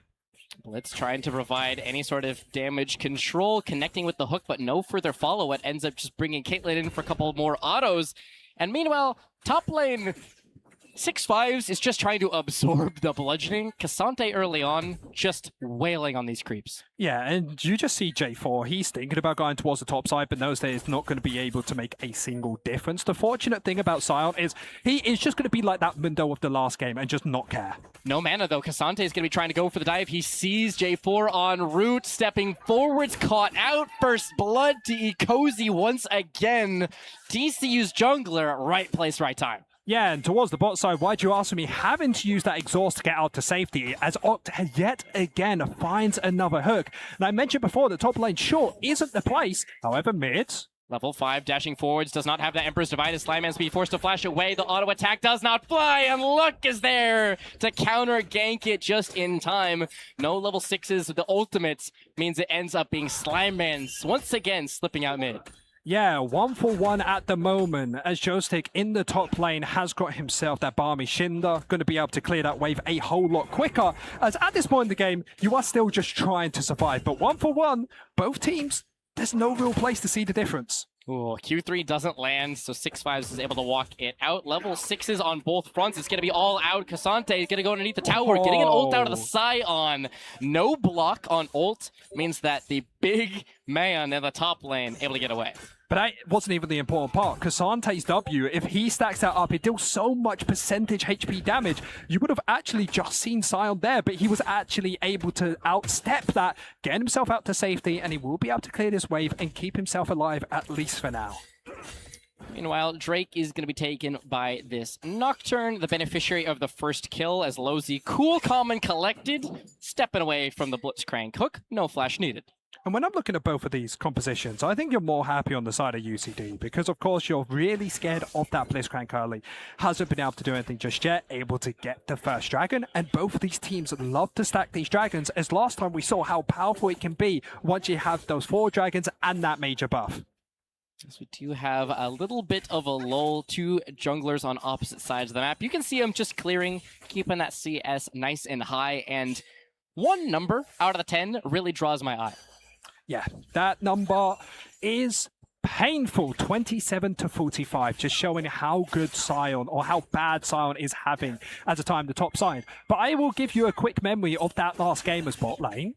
It's going to be a light binding connecting onto the Blitzcrank. Mana barrier popped. He does not have that passive ability as the Mystic shots fly in. Flashing forward, the heal's going to be spent. It's a 2-man shockwave as Slime Man's trying to find his exit. Flashing out of the way of the rocket grab. Why do you ask me? Is going to be burnt down with the Kaisenel autos and Slime Man continues in retreat. It's going to be Nocturne looking to rejoin his mid. Cannot chase in the fog as here comes the paranoia. EQ away, breaking the fear tether. Slowed out, command dissonance. It's going to be slow out of the W from J4. 400 HP to his name. It's a smite for a slow. It's a W for a frag, and Slime Man not only out, but paid 101 in the mid lane. And he did perfectly with that flash, because the important thing is you got the Azir ultimate and the J4 Cataclysm. Using both of them at the same time gives Orion the opportunity to flash out, use her ultimate to create more space, and from the back of that, able to get the turn with luck. And so far, UCD fans are much happier with this game. That is a bit more what you're wanting if you're wearing a UCD jersey, as it is going to be a bit of a roam from the Blitzcrank. No flashes. That's the robot's best friend. Anytime that you can walk up and go for a straight 50-50, are you dodging or are you S-keying? Yeah. That is the position you want. You don't have to keep the flash in mind. Especially, take a look at his items. He's got himself those swiftness boots. These are the boots in the game to make you as quick as possible. So there's times where you don't even have to hit the hook. You just walk them down, knock them up with your E, hook them in, and it's a free kill for your Ezra. Is this going to be a kill piece with both of these AD carries? However, when you look at the items, you are much happier with that Caitlyn. Of course, that BF sword, an extra 40 extra damage. Slingshot for a little bit more attack speed as well. You can start to see a few of those abilities are starting to chunk. They are, as speaking of chunks, it's going to be Big Cheese forced to eat his way to safety as Azir, he's got about double-digit HP, so to speak, and Slime Man's Shockwave, once again, finding space. Maybe not kills, but space. Yeah, and the reason they want that space is take a look at the Jungler of Luck. With that priority in the mid lane, he's able to get up these Rift Heralds, or sorry, these Void Grubs for free without any contention. Even towards the bot side, you can constantly see the DCU have this game plan. Push towards the bot lane, find yourself and invade, and try to look for kills under these towers. But there's a big difference between a Soroka and a Jhin and a Caitlyn Lux. They actually have some bite back. Bite back and pushing power. We saw in the previous game, Tristana, when she got her lead, started just shredding structures.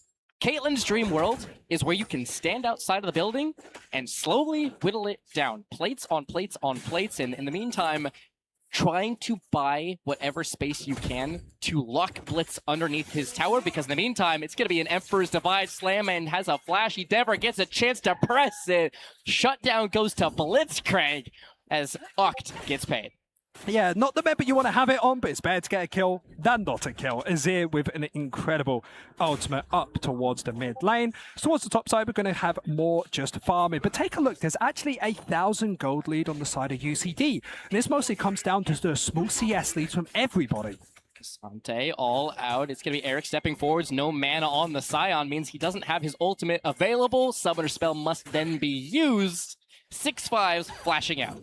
Yeah, good flash out to safety there as Kaisno getting chunked towards this bot side, especially his tower, as they already got themselves 3 of those camps, as both junglers seem to be hand-holding in this game. Whenever they're top, both of them are there. Whenever they're bot, they're there together, as we will have a 2v2 here. The jungle scrap. It's going to be the smite going the way of a cozy J4 out. Blitzcrank hook landing in the meantime. Ultimate spent as here comes the paranoia, but the jungle's a little bit too late to find their find. It's going to be Luck trying to trap Oct inside. The trap will seal his fate. AD carry gets paid 1 for 1, but knockout used. Yeah, and it's difficult to say who's the real winner here. It depends if DCU is able to contest for this objective. Caitlyn's half HP, same with Orianna in the mid lane. It's so risky to do so instead UCD, instead of getting their second dragon, is going to back up. But if they do this, there's actually a chance for DCU to sneak it under their noses. Slimeman's Shockwave available. Nocturne's ultimate not, and that's a swing and a miss. Orianna not able to find the mark. Yeah, that ultimate landed. That's a 3-second dragon. I like the idea, but DCU, with the quick outplay from their jungler, is able to get themselves out to safety, and nobody's able to find an early game lead. And with UCD, you're kind of on this timer because of this Azir when he gets to 2. Once he gets to 3 items, he becomes such a thorn in your side. So UCD need to start pairing up Lux ultimate with the Orianna, but the problem is, it's about 1.5 to 2 minutes before that's back up. So you continue to see more trading here up in the top lane, and one very clear victor. Anytime Kassante's got that ultimate, you gotta fear, and in the meantime, Sion's just trying to survive as best he can. Drake still stood, ultimate's coming off CD. Yeah, HG1S doing well towards this top side. Isn't able to find a bigger lead just because Embessa versus Cassante, you don't have as much damage in this early game. But chunking out this tower, already got themselves 2 tower plates, is looking for that third, and it feels like everyone on UCD is chipping out the enemy towers. But we still be looking for those major ultimates to come up. Lux ultimate Paranoia is up and available. You can see how badly he wants to start this objective prior towards the bot lane, but they still have to be careful with that Blitzcrank hook. Yeah, you just have Drake in the meantime. Just hassled a little bit. The two teams focused as we cut to those cameras. It's going to be ultimate up in the top lane, blocking, and 6-5's down. It's domination for Cassante. 20 CS, and now a solo bolo. Yeah, Josic able to clear that wave at least, but it feels like it's just not enough. Gonna lose another tower play. 400 gold. UCD will be gaining after that. But even though they're losing topside, they're looking for this dragon towards the bot. Knockwave is available. Orianna and Nocturne both have their ultimates. Oct on the side here, trying to find their way on in. It's going to be EQ forwards here. Here comes the Cataclysm spent on out. Why do you ask me? Try to kite away from the Cataclysm. Slime Man slipping away as well, but Israel's able to finish him off as here goes Kaisa now. It's a 2-for-1 trade. Why do you ask me? He's got some HP to work with. Lozy, flashlight binding, lands on both bot lane. It's a great play from the supporting UCD. That's going to be winning them a Drake, their second of the game. Lozy stepping up on land. Yeah, and there's a reason why you don't care if you ban away the karma for the side of UCD. This incredible Lux in the bot lane knows how to play the champion. Incredible flash gets them out to safety. And I thought DCU had the right plan. Be the ones to engage, find that huge cataclysm, but it feels like they just don't have the damage behind them. You see the Orianna shockwave, how much it can do for that team. So the second dragon goes over, and this gold lead we mentioned beforehand, it was only about 1,000 gold, now up to 4,000. You see their smile. You see how happy they are to win that team fight. Big grins out of UCD as they start to build themselves a little bit of a lead, right? 3K approximately up the top here. A couple of Drakes, couple of Grubs slowly building their way into the game. And Slime Man surviving. He plays these edges so well. In mid lane, 2-man Shockwave slips out to the top side. In that fight, and Tribrush gets cataclysmed, slips out, and forces Ezreal to join him. He is making them work for these kills, putting themselves in bad situations. Give me a flash forwards, hold that thought as here comes Oct on the engage, trying to put some damage in. 90 caliber net, and here's the 2-man ultimate with the laser blocking. Is the support living up to the name, is up to the top lane. It's going to be Cassante going all out, full charge, decimating smash. Drake is their prize. Turret living on slivers. Oct trying to find something more, and the fight will fizzle as they look over this Nocturne. Luck jumping on in, able to spell shield out that rocket grab, forcing a flash out of the marksman. Kaisa now once again out, but bruised and bloodied. DCU's bot lane in retreat. And it feels like DCU make a good play towards the bot side as top. Keep it going. Cassante and Sion trading back and forth. It's footwork and boot planted as 8G1S able to get not only structure but laner 2. UCD gaining momentum. Yeah, and compared to the first game, they feel like an absolute different beast. Of course, 8G1S is doing the exact same, incredible towards the top side. But the rest of the team is showing up, and especially because of this bot lane. Caitlyn Lux, what a combination that is, right? You have huge damage, you have great threat potential with the team, and you can see they're starting to pivot themselves around the map. When you have a Cassandra on your team, you leave him on the opposite side, you allow him to soak up so much pressure. Keep the Caitlyn Lux in the mid lane, you gain the priority. Orianna on the side, you think would be so easy to engage on. You always have to remember, behind you is that Nocturne. That 1v1 starts turning into a 2v1 very quickly. Fights are not fair. It's going to be a flash here for the marksman of UCD. Emperor's Divide and Summoner's Spell both spent in trade for just a net. Yeah, and you got to be happy if you're the side of UCD, you're able to get a major ability out, which means DCU can't contest for this Rift Herald. So they can place it towards the mid lane, force Azir to back off and start opening up the map. Because the big thing when you're playing compositions like DCU, as we might need to hold it, Cassante trying to go all out, will do so using the Unstoppable to block that rocket grab. It's a 3 versus 1. Cassante's and Tofo strike goes astray. He's going to be dashing forwards, locked down and shut down. Ezreal has the cavalry arriving. An overstep from Eric. He drops his second of the game. yeah, Sion pivoting towards the mid lane, maybe looking for that outplay, but Azir gets chunked out, so won't be able to find anything. Ezreal surviving towards the bot lane, getting a kill on HE1S, but still losing more on the opposite side of the map. And the thing I was meant to mention beforehand is DCU, their composition, they want to find picks, right? The way to find picks is so much easier when the enemy team has no vision. The easiest way to find vision is when you're ahead. So once this game of that mid lane tower starts to go down, you start getting sort of corralled into one position. And when you're in one position, Blitzcrank finds it even harder to find that pick. And the longer the game goes, the more scared I'm getting, because this Blitzcrank needs to find a lead early. Otherwise, like we mentioned, he's definitely not going to be a Lux. He is not going to be a Lux as he throws out one more hook and does not connect on that one. Meanwhile, they have the information. They saw the hook thrown out. Luck and Lozy are going to be jumping on forwards here, spell shielding out that E. Beating a hasty retreat is this Blitz, but no harm, no foul. Yeah, both these teams just getting ready for that third dragon. Is going to be sole point for UCD once they pick this up. And DCU, we mentioned they need to have that vision game on lock, and that's exactly what they're doing. 4 members towards the mid side. Ezreal trying to clear this wave, making sure that there's nothing that the side of UCD can see.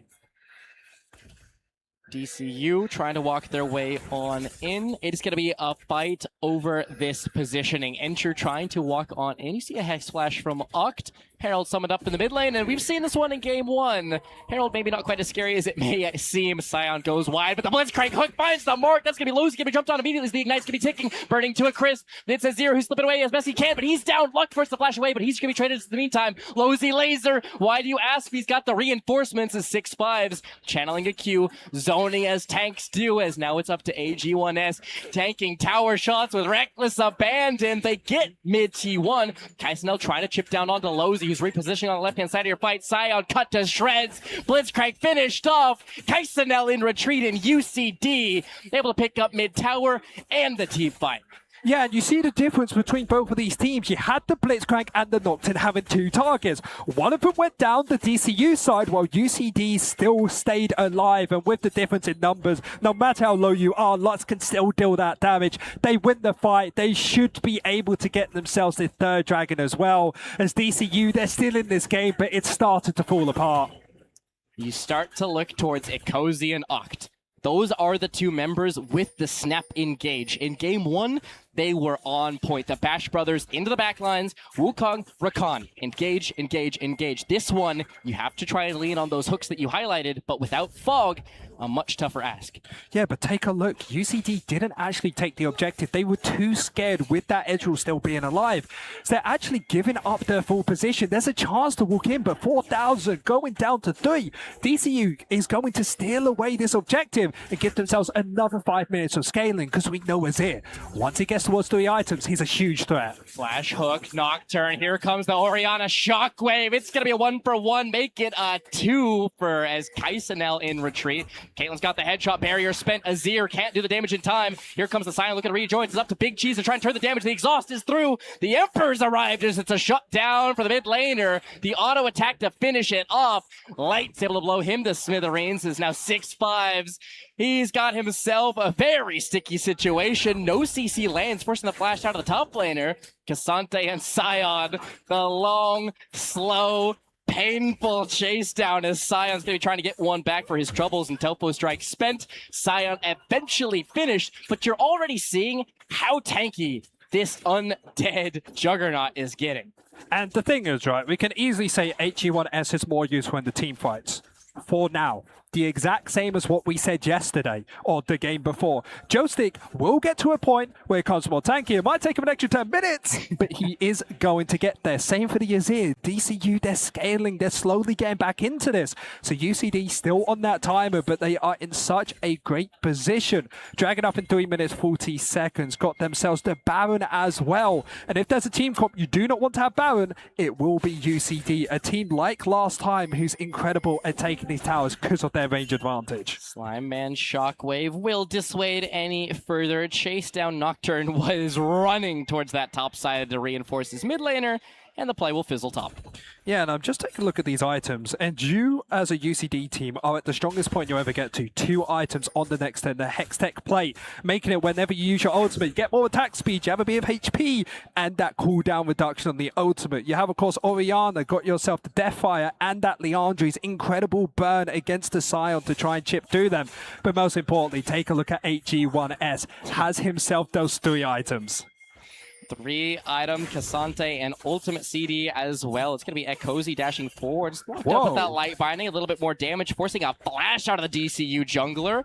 He's bitten off a little bit more than he can chew, but is able to spit it out at the cost of his flash. Sandbag, I do love that, because there's sometimes where you could just walk in with that amount of confidence that the enemy team is like, there's no way he's here on his own, right?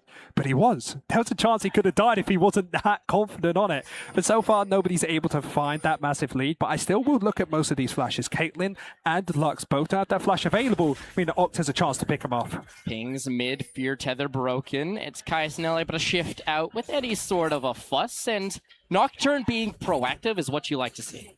Yeah, and you can see why he's able to do that. Prior on mid, prior on the bot side, but you just have to be so careful as this Blitzcrank, because you ever miss that hook, there's an easy time to get chased down. In the meantime, it is going to be Sion slapping around this Orianna. The sustain from his item is just so disgusting.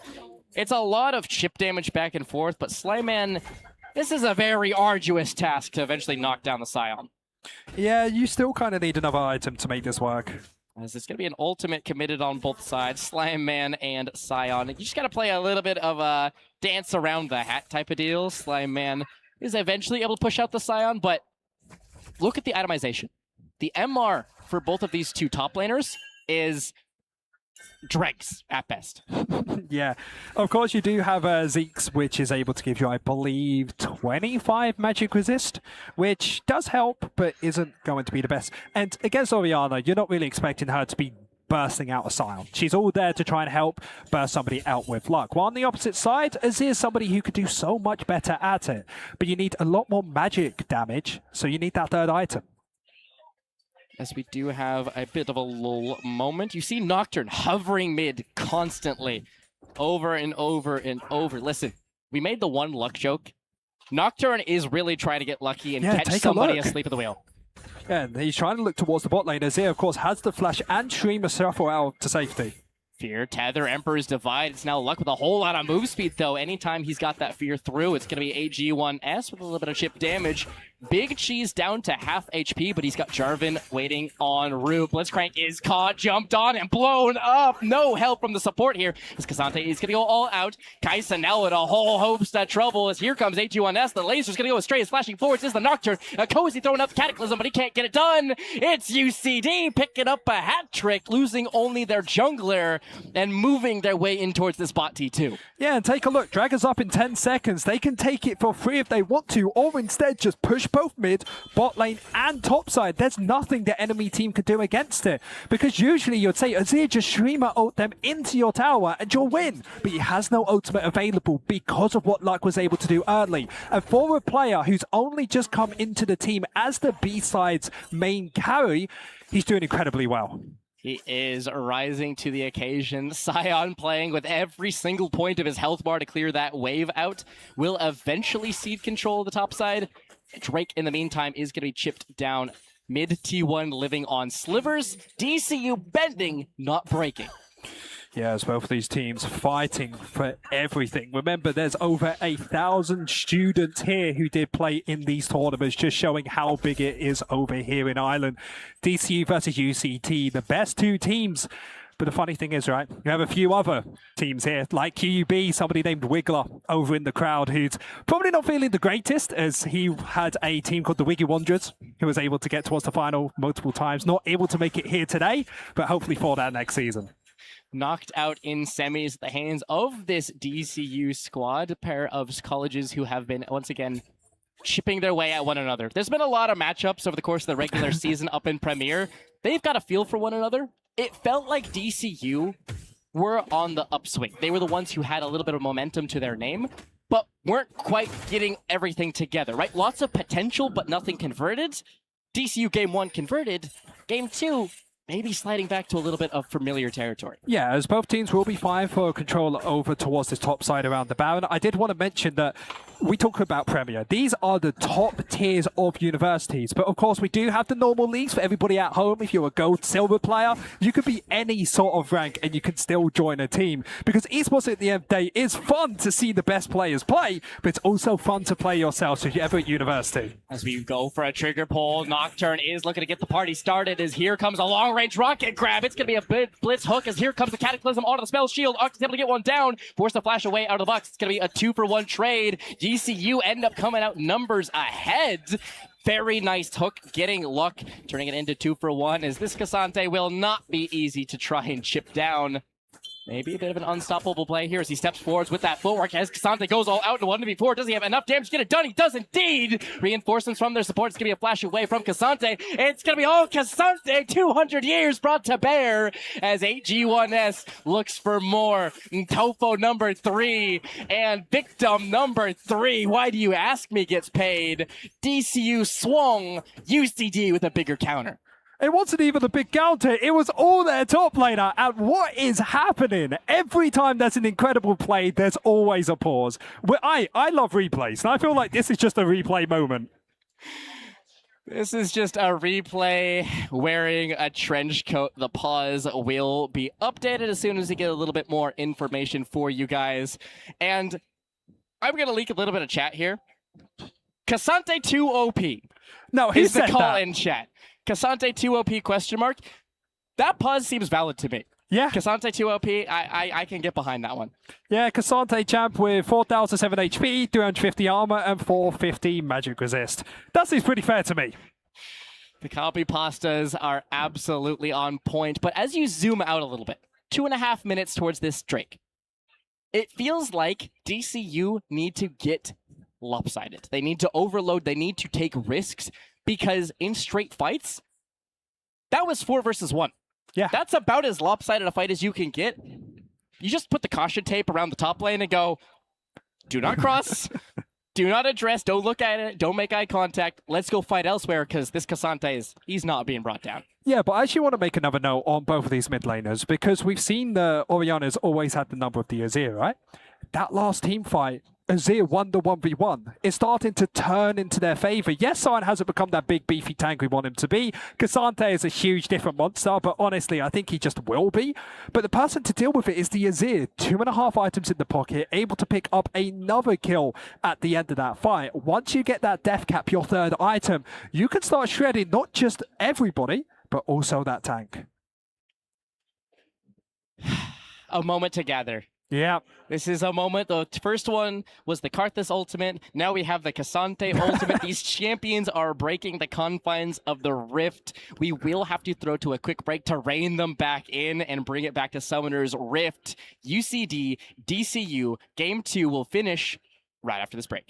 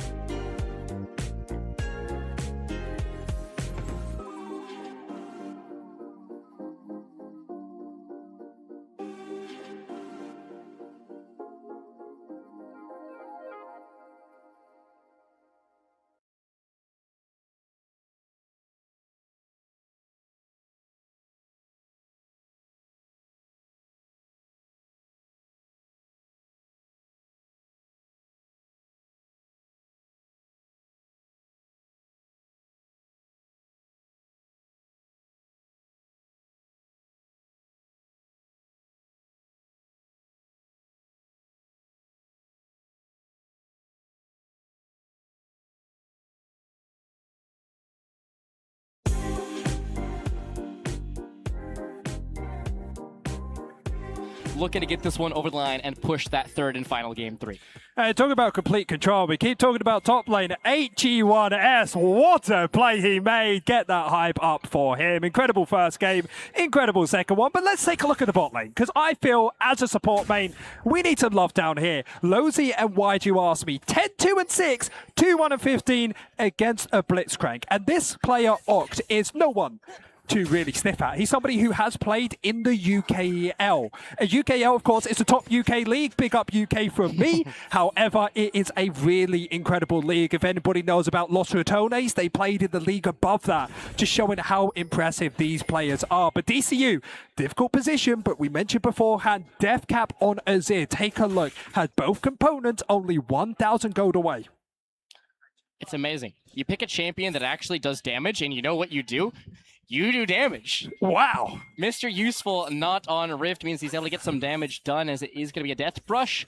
It's going to be a light binding going wide as now Uck dashing forwards. Hook is going astray as now here comes the Scion engage. Ultimate's going to be sent on in. It's a 2-man shockwave, but now it's isolated is Luck. This Nocturne's going to be isolated from his team and knocked down. Scion so much tankier than the Knock. Will eventually be a long form 1-for-1 as here comes the engage. It's going to be light binding connecting onto the Jarvan. Here goes HG1S. Lozy's able to pick that one up, kiting out the zombie passive. Lozy and Eric linking arms, pushing out Ezreal. Bot lane ends up being a 2-for-1 trade. Yeah, coming out with the victory there. And UCD, it was a great play coming out from Luck, understanding that if Sion finds that play, he wasn't able to re-engage himself, the team would have been able to play a front to back, leaving the Azir to just fully deal damage. So for that, UCD aren't able to find themselves a massive lead, but they're not getting themselves in a losing position. But take a look, Sandbag, top right-hand corner, 40 seconds until that dragon is the exact same as the first one. If the next dragon goes over to UCD, they're going to be unkillable with that Ocean Soul. A poke comp with infinite resources to poke you with. That is absolute misery. And if you're Kaisanel, if you're this Azir even, it's going to be tough to do. But the rest of the members, you know, your Scion, your J4, your Blitzcrank, your damage is functionally irrelevant. Because if you're in combat, you're giving them HP.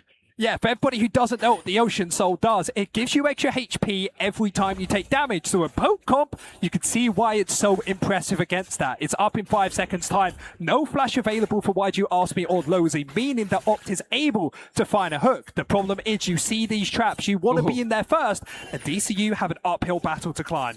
Caitlyn has the line set up. The sand has been marked, and to find your way in. Akozi's the one to keep your eyes on. He has a smite, but no flash. This is going to be a one-way ticket.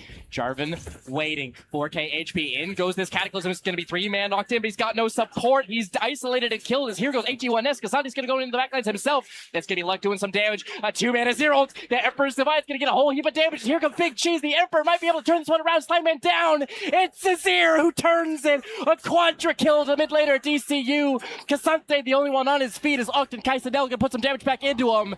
Kasante lives, but huge plays out of the mid laner for DCU. Yeah, HG1S going against both from UC. They're trying to deal damage, but they can't do anything. Oh, might just be dead here.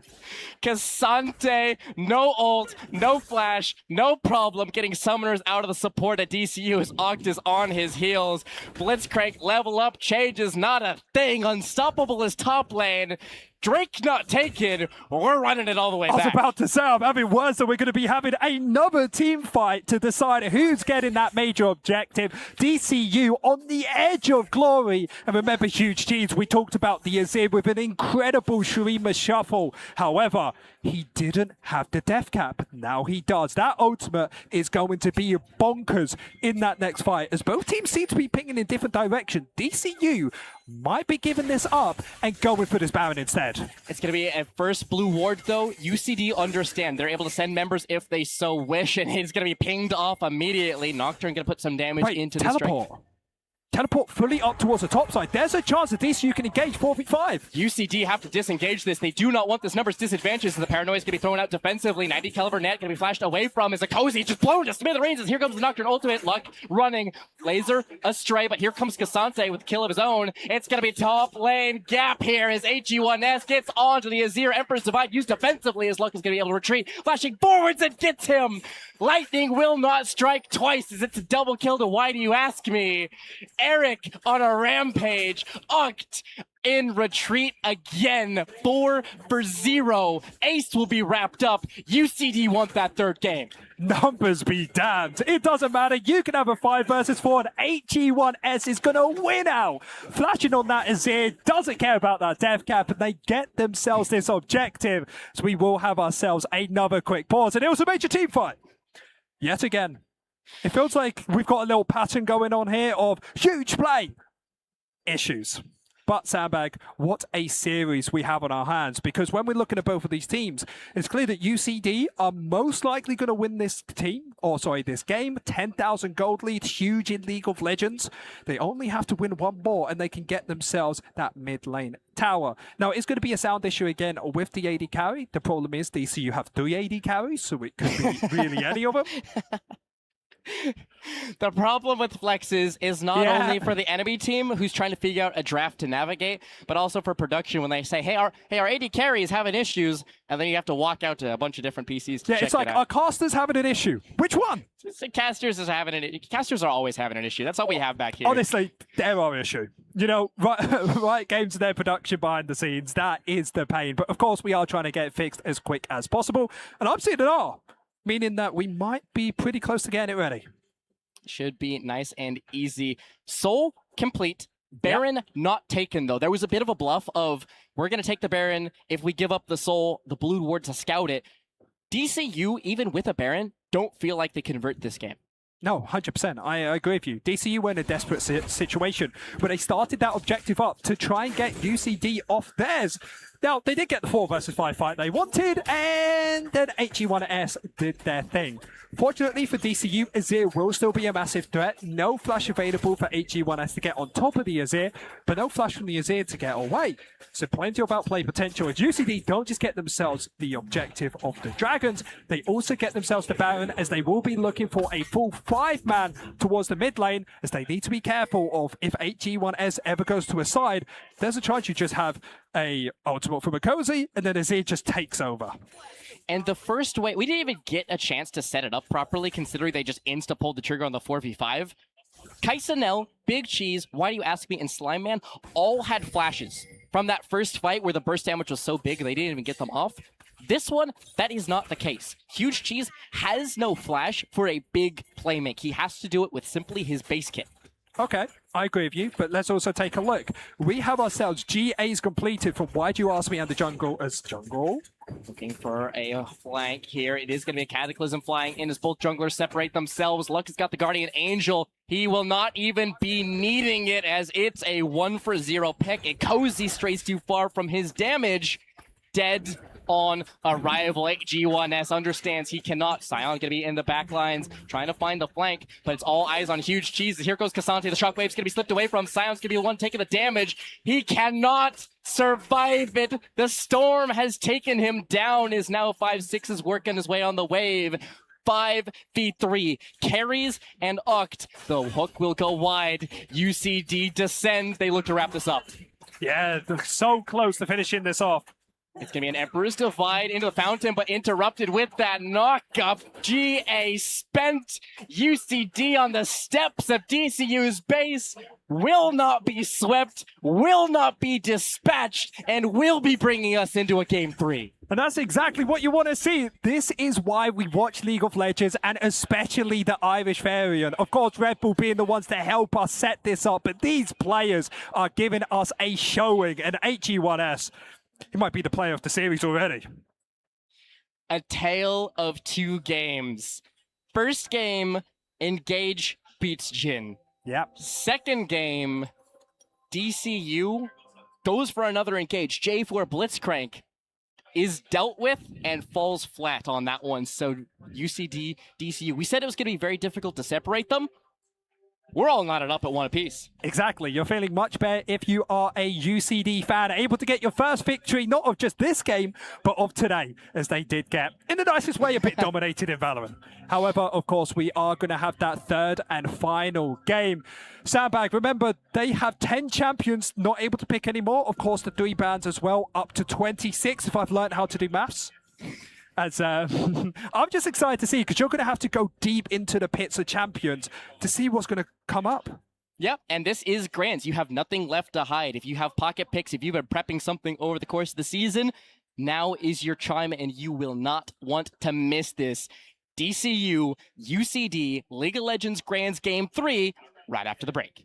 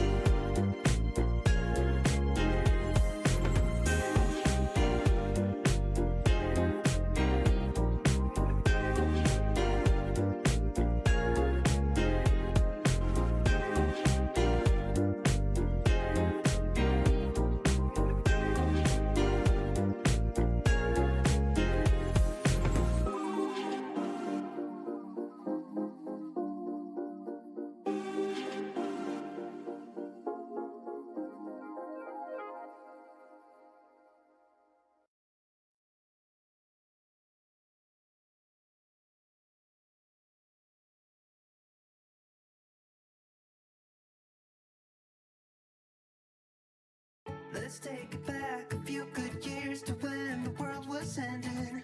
Let's take it back to me and you. You called me up and said that you just got your driver's license and that there's nothing we can do. Running every light past the city of Pasadena. Had Cecilia on the radio. Swear I could have died right there and I'd be happy. I guess time tricked me, 'cause where'd it go?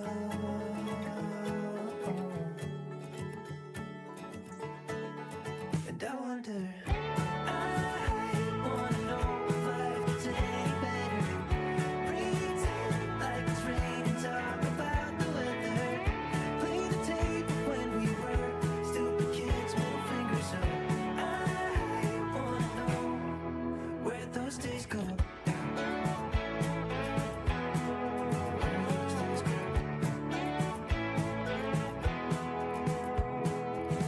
Remember how we used to play your mom steal her cigarettes just to have something to do.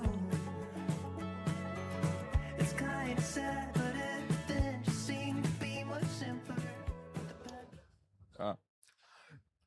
GamerFest, one more minute, and we will be on to our last game of today of DCU versus UCD here at the League of Legends Ireland Esports Collegiate National Finals.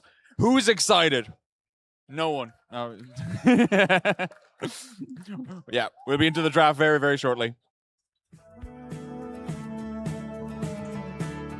And I wonder, I wanna know if life gets any better.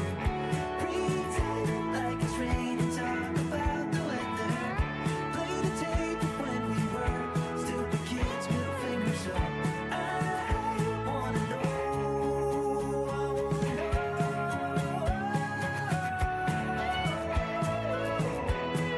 where those days gone? Where those days gone? Where those days gone? And welcome back, one and all. Game 3 was promised. Game 3 was delivered. UCD, DCU, not going to be taken apart quite so easily. Yeah, both teams coming out with a dominant showing. HG1S, I keep talking about, but what an incredible performance he had on that Cassante. He 1v4'd. Legitimately 1v4'd. If you're a top laner out there, you know whose forwards you need to review if you're an Irish fan. Now, of course, third and final game, the most important. 10 bans right below you that have been taken off the board. We talked about the Carthus. We said there were 3 bans they wanted off the board. Those 3 bans, and they've seemed to lose when they are away. And that was, of course, the Draven, the Carthus from the first game, and then the third one, Hecarim. There we go. See, this is why I keep you around. Listen, you have your moment in the draft. 95% of the time being able to go, all right, we're picking Ashe here, and then the Seraphine to pair up with it, and then we're going to pick Karma and Ezreal to match up again. And I'm like, Yeah, they could play Ivern. I mean, it works. Like, they could play Ivern. It would be really funny to play an Ivern here, and Is it because you've been playing Ivan in solo queue? I have a 31% Ivern win rate right now. I will. I Ivern probably should not be- boosted that up to at least 25. up from 31 to 25. Anyway, let's talk about draft, because our solo queue is bad. Trust me, do not play with us. Draven, Hecarim, familiar faces. I'm And then thinking Karma? Ashe Seraphine on the other side. Yeah. The thing about Fearless is, if you banned it early, you probably want to keep it banned late in the series. Now, the thing is, people like to cook, and there's nothing wrong with cooking, because you can keep the Ashe Seraphine alive, so then UCD can pick it up first, but both teams are so prevalent at playing it, it's coming off the board. And, of course, we are coming to the later part of GamerFest today, but Sandbag, we do have a few games tomorrow, as you will be hosting it. I will indeed. On stage will be Rocket League and Counter-Strike 2. It's going to be a fun time. Yeah. I'm going to be here. You're going to be here. We're going to Well, keep it I mean, going. I'm here for like 30 minutes. You're going to I'm be still here. You're here. going to make an appearance. But we have to get there first. And right now, this is DCU and UCD's last time representing their these Yeah. colleges will not make an appearance tomorrow. If you're DCU, you want to assert Northside dominance, right? You want to have both games taken home with you. And if you're UCD, you want to end on the high note, right? He who laughs loudest. Try and get the last word. Absolutely for UCD. Last word. There we go. Okay. So, of course, I have one. Now, importantly, when I'm looking at both of these teams, it's hard because you don't know what they want to pick, because everybody, when you get this late into the draft, it's mostly somebody puts their hand up and say, yeah, sure, I guess I have a Corki, or, you know what, I actually want to have this as my jungler. It's all about what they're most comfortable with, so it's those solo queue picks, maybe a Trundle jungle. I've heard a few things about Naviri, seen stuff on Talon, and this is the time to bring it out when it is that third and final game. Yep, as the bans are going to look mighty similar to Yeah, previous. nothing Ashe, different. Sarah, Syndra, not Hecarim, Draven. The Aatrox that was pinched in the first game, he's going to be hovered. How do you think on that? Now, I like if they do want to pick up the Aatrox, only because there's the flexibility to both the jungle and the top lane. And with that flexibility, you will always get a decent matchup. And if you don't, you hide it in the jungle and you don't worry about it. Now, there are a few other champions that are very good in towards the Aatrox. And the Karma, the one thing the DCU didn't ban away like they usually do, is up and available. Will pick that up. The only thing is Karma's very strong early, but does fall off a cliff late. And some of your favorite duos, right, the Ashe and the Ezreal, are both taken away. Even the so Caitlyn as well. And Caitlyn as well, exactly. These big prio space controlling AD carries that like to bully out alongside that Karma. So it's interesting to see what they're going to pair up with it. Yeah, because I've seen stuff like Aphelios come out with the Karma because it has that extra range advantage. It's sort of like a B-Tech Caitlyn in the best way, because if you have the green gun, gives you extra range, you have as much as the Caitlyn. The others are just very good for team fights. Well, on the opposite side of DCU, they seem to have pivoted hard in towards a late game variance. They got the Rel to combo as that big front line. Of course, you got the Rise forward and late game damage. I expect maybe an MF with the Rel if they want to, or of course they can go for something like a Kai'Sa. And with UCD, if they want to keep the range, there's no reason why they can't go for the Aphelios we mentioned, or even that Xayah to make it hard for that Rel to engage. And it's a champion that Oct is extremely proficient on. He's been playing this since release. He's been playing this champion since it could jungle. Yeah. It's something he could play with half a hand tied behind his back. Ooh. He's going to be very comfortable on that. The Annie on the opposite side. I like it. UCD are looking for snap engage, and Flash Tibbers gets that job. I mentioned the Theory, an incredible pick with, of course, Annie, meaning you're able to find the reset with the ultimate and you just kill everybody back to back to back. Now, Annie into the Rise matchup, you do actually get pushed in the early game, but Rise is such a short-range burst mage in the mid lane. You just press Tibbers on them and either they're going to die or they're going to be so low they won't be able to play these team fights. However, Annie doesn't have any major escape tools, so if Rel gets on top of him, it's rather difficult to do so. As UCD will be picking up that AD carry instead, making me think they want to hide their jungle pick for a super unique one like the Talon. Yep, looking for maybe something more volatile. You Definitely. can't just blind it. You can't just say, a blue won me J4, and it does not matter what's on the other side. I'm going to get some value. Sivir, Annie is that. Sivir will just right-click the person in front of them, will get value. Yeah, and DCU's comp is very short range. They've got the Rise who's short and the Corki. Of course, Corki does have the Valkyrie to get out to safety, but this means that UCD could actually pick up a champion like Trundle if they wanted to in this position, because you've got the Karma speed up with the Sivir and absolutely run down the enemies. Even something like a Warwick, which is very spicy, but there's an opportunity here as DCU will fully agree with us and bat away those junglers. Sejuani, of course, an amazing pairing up with the team, being that major tank frontline, maybe Skarner as well could be a possibility, while UCD, maybe they want to pick up the Silas as they've already taken away that Malphite. Exactly. Every time you see the Malphite ban, Silas is not far behind, and these jungles start to trickle on through. It is likely to be that Aatrox. So again, effectively 2 birds, 1 stone. A top and a jungle ban rolled into one. Yeah, and UCD are trying to opt themselves into a good jungle matchup. The main reason I think this is because of the priority they have in the bot lane. They got the Sivir and Karma who can always move for the support. And I want to take your heads back towards that first game. UCD was able to win out because their prio in bot lane went for the invade, able to absolutely bully out Luck, who just came up from, of course, their B team. And the smile is because the Shen was something they talked about late in the draft. That was something that DCU were saying. We didn't want to leak on stream.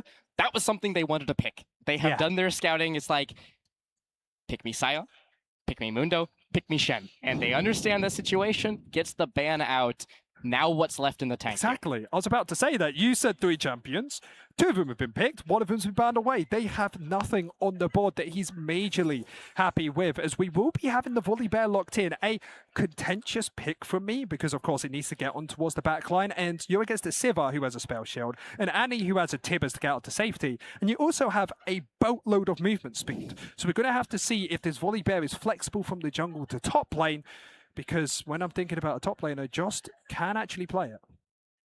The question is it going to be the comp, not only for the comp itself in a vacuum, but also for piloting? If you're 6-5s, game 1 was to suffer, neutralize, succeed.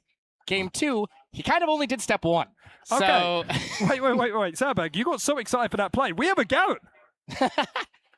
Garen and Maokai to round out this comp, and... It's guaranteed fun. Guaranteed fun. See, you know, it's better on online. Because then if nobody laughs, then it doesn't make me feel so bad. But now I can just feel the dead silence. You can hear. I think a Yeah, couple you can people hear just stood like up. 3-second delay. People just stood up and They were just like, walked out. I think my bus might be coming. I might have to. Okay. Pantheon. This comp is one of the most melee comps you can create with a Corki, right? You have Volley, Pantheon, 2 ranged champions who really want to be playing in that close range, and a Rel. This is aggression. 100%. And if the Rail is able to find that big snap engage with the Pantheon who can ult into the back lines, of course, the Volley Bear who does well in towards a lot of the enemy champions. But for me, I think UCD. I think UCD just have it. You win against the Volley Bear 1 versus 1 once you get that level 6. As Volley Bear's big thing is, I'm a burst you and I'm a heal back up. The only problem is you need to be low to get a decent amount of healing. And what does Gavin like? He likes somebody low because he brings down Demacia and you are just dead. Now, of course, there's compositions with the Sivir in the late game who can dominate. Compared to the opposite side, the Ryze and the Corki, yes, they deal a lot of damage, but how are they ever meant to play against the Annie? Just so far, if they don't find a huge lead, I think UCD just run away with it. I'm going to throw something out here. Do you swap this Volibear elsewhere? Is that something that's worth doing? I mean, you can. It has possibilities of finding gank, but there's a reason why you don't see Volley Bear so much in the jungle, is there's a lot of ways that you could just run away. And when you have an Annie, when you have a Sivir and a Karma, it's difficult, but guess what? It's better to play a top lane. We have a little bit behind the scenes information. There might be a reason why you don't put Volibear in the jungle, but DCU have not heard that reason. They are getting a cozy Volibear jungle. Okay, Volley Bear wins out against the Maokai, can actually go for a gank with the CC from the Ryze. Bot lane, if Rel finds an engage, there's answers. There's possibilities, but they are hard. Now let's quickly talk about the top lane, HE1S. We mentioned him a lot beforehand, is on that Garen with the Ignite. The Pantheon matchup is very difficult early. Pantheon pokes you out with Q, has the W to stun you, and of course has the E to stop the ultimate if he ever is able to play it properly. Now we are going to be having a quick pause, just making sure that everything is all right for that. But when I'm thinking about the Garen though, he needs to survive early, and HE1S has only had these very positive and aggressive lanes. Is he going to be able to hold off for enough time to be able to scale to that late game? Or he just wins. I was going to say, is he going to be able to get the mechanical outplay if he's able to get away from... If you know your numbers on Garen, and you get that all in off, combat sum on one side can be the difference, right? If you are able to slip, say you flash a Comet Spear, or you're able to just find a full send, get the last auto attack as it's a fadeaway, that can be a way to swing that matchup because, as you say, Pantheon, he's going to stand approximately spear distance away and just gently poke him away. Just jab him repeatedly. Just stay approximately 1 spear away. Thank you. Because it does kind of feel like it's about the armor you have as a Pantheon. It's either if you've got like a chain vest, it could do pretty well. If you've got some like cloth armor, you're just going to get destroyed. So plenty of different outplay potentials towards the top side. I did actually wish we got the Ignite though from the Pantheon, because in this matchup you do want to find an early game lead, otherwise the Garen just kind of steamrolls you with the W, stopping a lot of that CC as it stops the cooldown from about 1 second to about half a second, and himself enough time to run you down. So with no Ignite, it feels like Joystick understands that I'm still better than you even if I don't have that Ignite. Yeah, if he's able to continue chipping away at this one, it is unfortunately a microphone once again, who seems to be the bane of our existence for this series. So we will be getting ourselves a little bit of a tech pause. We'll update you once we have the information and with nameplates on. Because the grand scheme of things, a draft is a draft. It's all hypothetical, mysterious. Take your pick. Call your shot. 56 seconds of information has been had. Who do you think?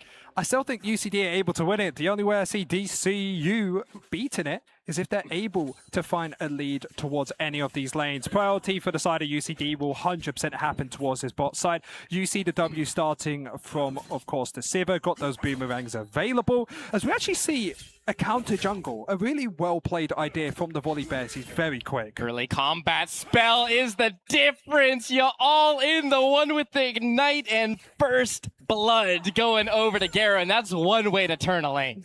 Yeah, and that's exactly why I mentioned beforehand is you need that major summoner spell advantage. But Garen just hiding in that bush, showing dominance in that early game. And once ever Garen finds a lead, he's not stopping. You are supposed to be the one with the early edge. You are supposed to be the one who is able to keep you at spear distance at all times. That was not spear distance. Garen has twice as many spears. Granted, they're a little on the stubby side. As the Pantheon currently possesses with a pair of daggers, it's going to be all in the mid lane as the Electrocute's going to go off. Slime Man receiving a Q and some creep damage. The bounce of the Overload. Slime Man down to double digits. Big Cheese the same, mana very slim. Yeah, but take a look. Volibear hiding in this bush hasn't actually been spotted. Wins out against Flash that Shattering Maokai. Strike. It's going to be a two-man lock up here from the Rel as Uck able to get a big chunk out. It's going to be Luck in some trouble here as Slime Man going to reinforce his Maokai sapling in brush. A Cozy and Big Cheese with a push out mid lane. Yeah, great CC coming out from the mid lane or Slime Man, keeping his jungler alive. But let's take a look at these camps. Volibear is able to clear his full side, clear his bot side as well, while Luck is definitely out of luck as he has no camps to take up. So he's forced to actually walk into the Volibear and try to win this 1v1. As both towards the bot side, you see just constant aggression. Dashing forward, it's going to be an early exhaust as the Berry and the Hero are both going to be spent. Here's Kaisenel down the Corki's lane as here comes the lethal tempo. Oct is going to be the receive again of a couple more boomerangs. Will not finish the job as Top will also flash his way to safety. Rel bleeding, top lane bleeding, and the wave zap. Yeah, that wave is huge as he won't be able to stop that just yet. As it feels just like UCD have woken up for this last and final game. They know how important it is as Volibear. Potential dives, silence, tower shots will both fly here as it's one more Q away. Pantheon doesn't have the mana to throw the Comet Spear. It's going to be flashed away from Garen, slipping out from the last Q. Pantheon can't get the avenging kill.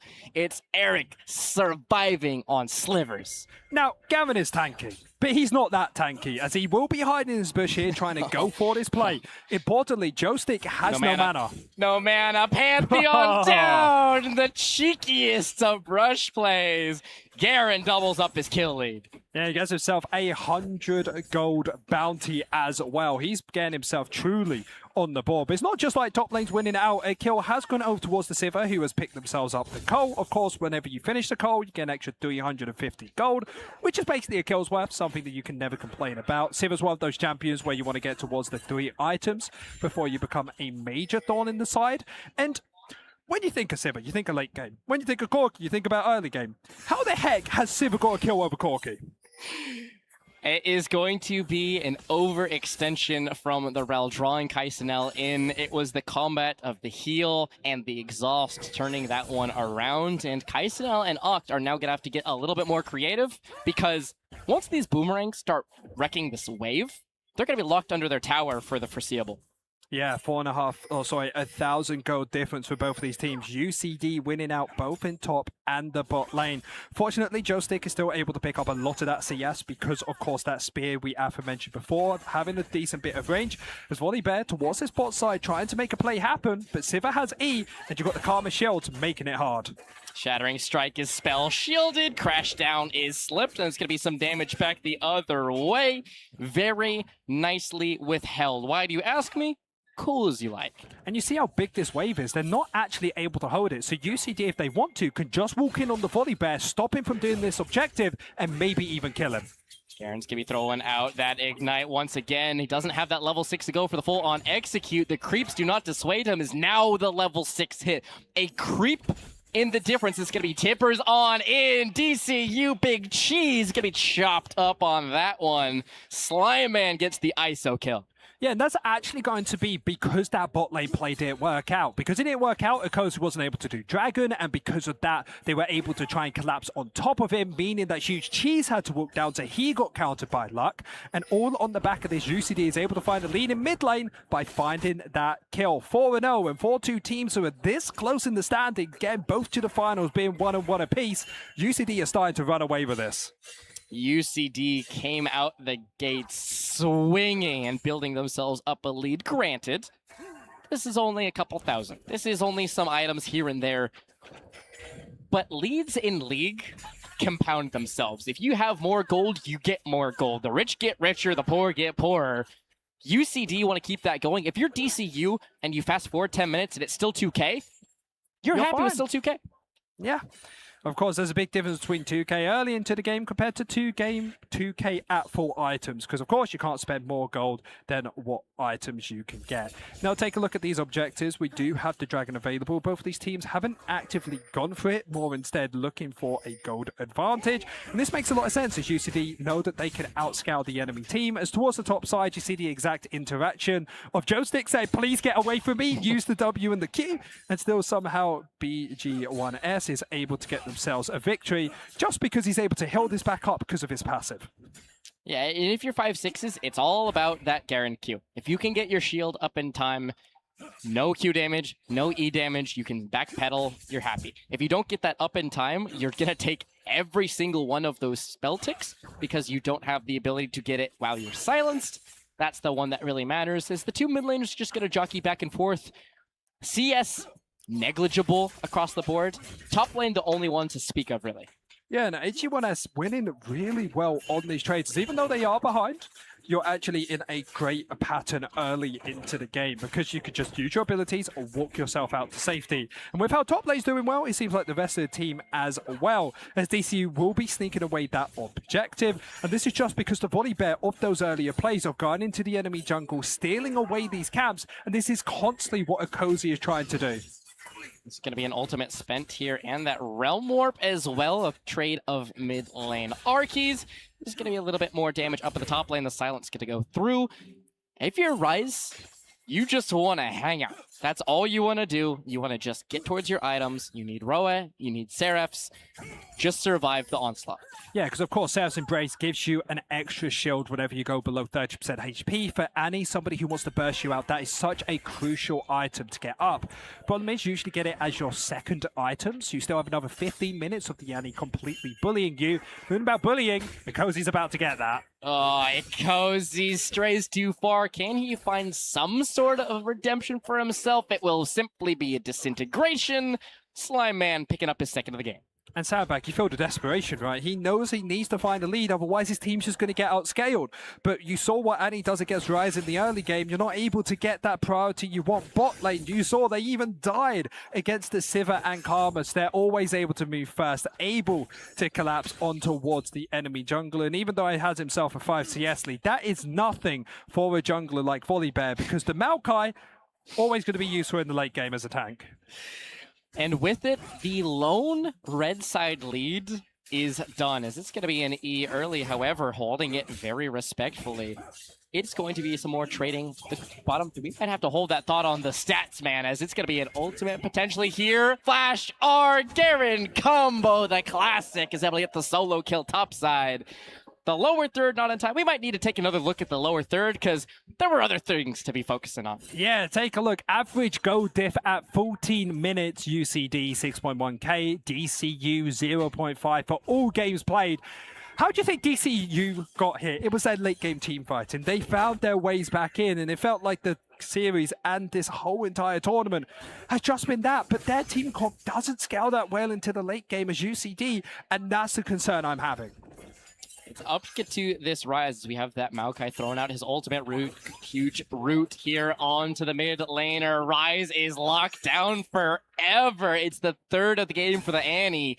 7 unanswered. UCD have a full-on freight train going in terms of momentum. And it's not like they didn't try. The biggest issue we had with that last comp is they didn't have enough engage. That's exactly the problem here, as Oct is an incredible rel in this bot side.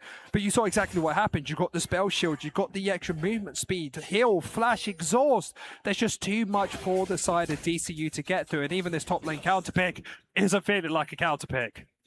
Not at all. That level 1 tipping the scales so heavily. Volibear warded out elsewhere. And if you're DCU, you have to start looking towards creativity. You have to start getting a little bit offbeat and unorthodox, because right now, gold is approaching 5,000, sitting at 4K flat right now. There's going to come a point in time where your one Drake is the only thing you're clinging to. Yeah, it's a real difficult time for the side of DCU. Fortunately, they aren't out of it just yet. Only one dragon, and it is actually picked up from DCU, and they got plenty of pick potential later into the game. Think about it. You have, of course, the ultimate from the Pantheon into the backline, add the Ryze ult on top. but it's not looking good when your Ryze is having to flash away from Banani, who doesn't even have ultimate. No, but he had something even better than a Tippers, and that is a Maokai. Yeah. Tipper stuns you once. Maokai CCs you for somewhere in the minutes range. He's going to flash Q just short. Rel does not have the extension on Shattering Strike, and with it, and he's escaped. It's going to be up into the top lane here. Can you fight your way out of the core? Garen, 2/3 HP, does have a flash to work with, or has an ult to work with. Maybe not a flash. He's going to turn this around to 2v1. It's a kill topside. Garen says send more, and that is a bright point for UCD up in this top side. The W shield, the E is eventually going to come up short. The creep's trying to finish the job. It's 6-5's getting the avenging kill, but still a 1-for-1 in a top game. Yeah, but they get themselves a shutdown as Kaisno now in danger. Remember, Og not able to engage because of that spell shield. Sivir going to be on the hunt. The spell shield that you highlighted going to prevent any more CC. A crash down away. Kaisenel still flashing and Luck giving chase. Yeah, GCD are doing exactly what they did in these last games. Just playing around bot side, pushing them out of tower and looking for more. Flash twisted into Vance, gonna be taxied all the way underneath the tower. Do you have the damage to get on the Kaisenel? Smite it for the auto attack and does find it. Luck in a 3 versus 1, still coming away with something. And look at the creeps dying in the meantime. Now, Sadbag, we can say that's over-aggression without any question marks, but did it look cool? Yeah, kinda. So we'll let him have a pass. You mentioned beforehand about this bot lane just getting full priority as pure huge cheese is just dead. There ain't nothing to play-by-play. That's just an execution. As now here comes the avenging kill, and Cozy and Uck gonna be jumping in with the CC. It's a big shutdown for the big old bear. Can Cozy slip away? It's gonna be a little bit of bear versus bear, and will eventually walk it off. Tibbers can't get it done. And Cozy, a small glimmer of hope. Yeah, barely getting themselves out to safety there, but because they pushed them all towards the top side, there's an opportunity to get themselves this dragon. First one for UCD if they decide to pick it up, as HG1S picking up a lot of these tower plates, an extra 600 gold in his pocket just from the 4 he took earlier. When we take a look at the items, you just see the difference. Yes, the Rod of Ages from Huge Cheese is completed, but no one else has any up compared to the side of UCD, where that's 1, that's 2, that's 3, that's 4. All 5 members have their first item completed. Karma completed first item before Pantheon. That is currently the state of the game for DCU. That is the top laner income, as we might have to hold that thought. The stun going to be coming out from the Annie. Huge Cheege in retreat. It's going to be a flash force topside. Here comes the Magnet Storm. It's going to connect onto Lozy. Do they have the damage out of Kaisenel? The answer is no. Here comes Big Cheese. The spell sheet for Whitey asks is going to top him nice and healthy. 4 men strong. UCD rebuff the look. Yeah, with that bot lane already going down as top. Top lane down, 6-5s in the dirt once again, as it's going to be a look here from the Realm Warp, and that's over ambitious to say the least. You can't park there, mate, as here comes Uck to try and provide a little bit of a backup. The ricochets come through, bouncing blades for a pair. It's a full-on 5-zip, 15-3. UCD just can't be stopped. Yeah, they're showing why they want to be known as the esports capital of Dublin. UCD dominating this game, winning in the top side, winning in the bot lane. And Sandbag, remember, Valorant was a 2-0. DCU is doing better here, but UCD, if they win this game, are clearly going to be the better team. They are looking to split that one, avenge their Valo team, as both teams are looking to go home with a game apiece. It's an equitable trade. DCU, though, what are your options to come back roughly 8,000 gold backwards? Split Drakes? When are you looking to find it? Because I don't think it's top lane. Definitely not top lane. You just see the amount of damage he's dealing. 3 versus 2, and they get about a third of a health bar for it as Uck's gonna be throwing out the Ignite. Here comes the damage out of the top laner. AG1S is running now for the wrong side of Summoner's Rift. Kaisenel's big one, able to get one back here. It's a 1-for-1 2-top trade. Luck might be a little bit too far forward as he has that twisted advance, trying to get the lock up. Kaisenel waiting for his Q, waiting for that phosphorus bomb. There it is lit up. Meanwhile, on the bottom of your screen, it's going to be a quick pick onto the mid laner. Bramble smash onto 2 is forced the Valkyrie forward. It's going to be a big one for Kaisenel with a long extended play. But here comes why you ask me, do you have so much damage? That's going to be easy pickings for the marksman. Why do you ask me? Has the answers as we look to keep it going. And Cozy on his heels, picks off the ante, dust settles 3 for 3. Yeah, the biggest winner of this has to be YGRSB. Whenever we think of UCD, we always talk about the top side, but he's had an incredible series. That Caitlyn, I believe, 9-2-1. Now he's playing on that Siva 7-0-1 himself. An absolutely incredible series, and it was all because of that first kill, piloting in that perfectly. And honestly, if they didn't find that first kill early, there was a chance that Akosi could have invaded the enemy jungle, made life hell for Luck, but they just weren't able to do so. 19-6, UCD in the driver's seat, but AG1S might be making it even worse. Oh this no, hurts. cue the Jaws music. It's one quick kill. Garen gameplay, ladies and gentlemen. That's what happens when he gets a lead. Yeah, and it hurts as the jungler will not be staying alive for much longer. It's a lot of sustain. Volibear is really making him work for it, but that's only pad and DPS. Volibear gonna join his mid laner on the spawn. Yeah, AG1S will get themselves another tower play towards this bot side. 7-0, 5-2, 7-2 towards the top side. Everyone winning out on the UCD side, and we usually say the Rift Tower isn't as useful as beforehand, but in this game with a Siva, you can definitely get a lot of work, as most likely will get placed towards that mid lane. Only 17 minutes, and the gold lead is up to over 10,000. Listen, you give me an 80 carry with a 60,000 gold lead and a 7-0 kill lead, you can give me a handful of ranged minions, and I'm getting that mid T2 kill, and they will do so rather swiftly, as now Luck. Enemy jungle, in air quotes, will soon be his. They will be looking for the mid lane though. Realm walk, but they just walked themselves out to safety yet again. We see DCU having the same trouble. Bad thought, Magnus Storm. Maybe the one big swing that they have is going to be a 4v3 in a hurry. As Kaisnell's going to be putting the damage into the Sivir, who is down. Marksman slain, and that's a big play from Ock to observe the information. 2 kills with a lopsided fight, and so they're looking to continue to press their advantage. Lozy's got the movement speed, and Cozy's got a lot of his own. He's going to eventually be slown here. So here comes the Grand Starfall out of the Pantheon, who's looking to contribute to this game. Move speed out of the E. AG1S, Lozy in pursuit. It's going to be E backwards, and it's going to be a top lane who's spinning to win. As here comes the triple kill out of the Garen. He can do it all. It's going to turn it around. 5 in a row. Solo lanes link up. It's 26-8. Yeah, and he's breaking the hearts of DCU as they lose out on that team fight. It was perfect for Nock. There's a reason why he's played in the UKL. What a perfect engage. But the overstep means that UCD won't just be able to pick themselves up an ace. They'll be able to get themselves a bot lane tower. And of course, the inhibitor as well. And Sandbag, as a DCU fan, how are you feeling? You okay? Listen, DCU alum, absolutely, but you have to acknowledge UCD are playing out of their minds. They can basically run the map. They have a single Drake to their name. This one's going to be theirs without any sort of a look from DCU, and they can just play this so formulaic. Push out your lanes, take your fights, walk it down, and for DCU, even what will look like a good pick play, right? They had a 4 versus 3, they got 2 kills. They ran out of juice, and Garen could press his E key. Giving us 3 items now. Why could this man build those sort of crit attack speed items with a bit of HP?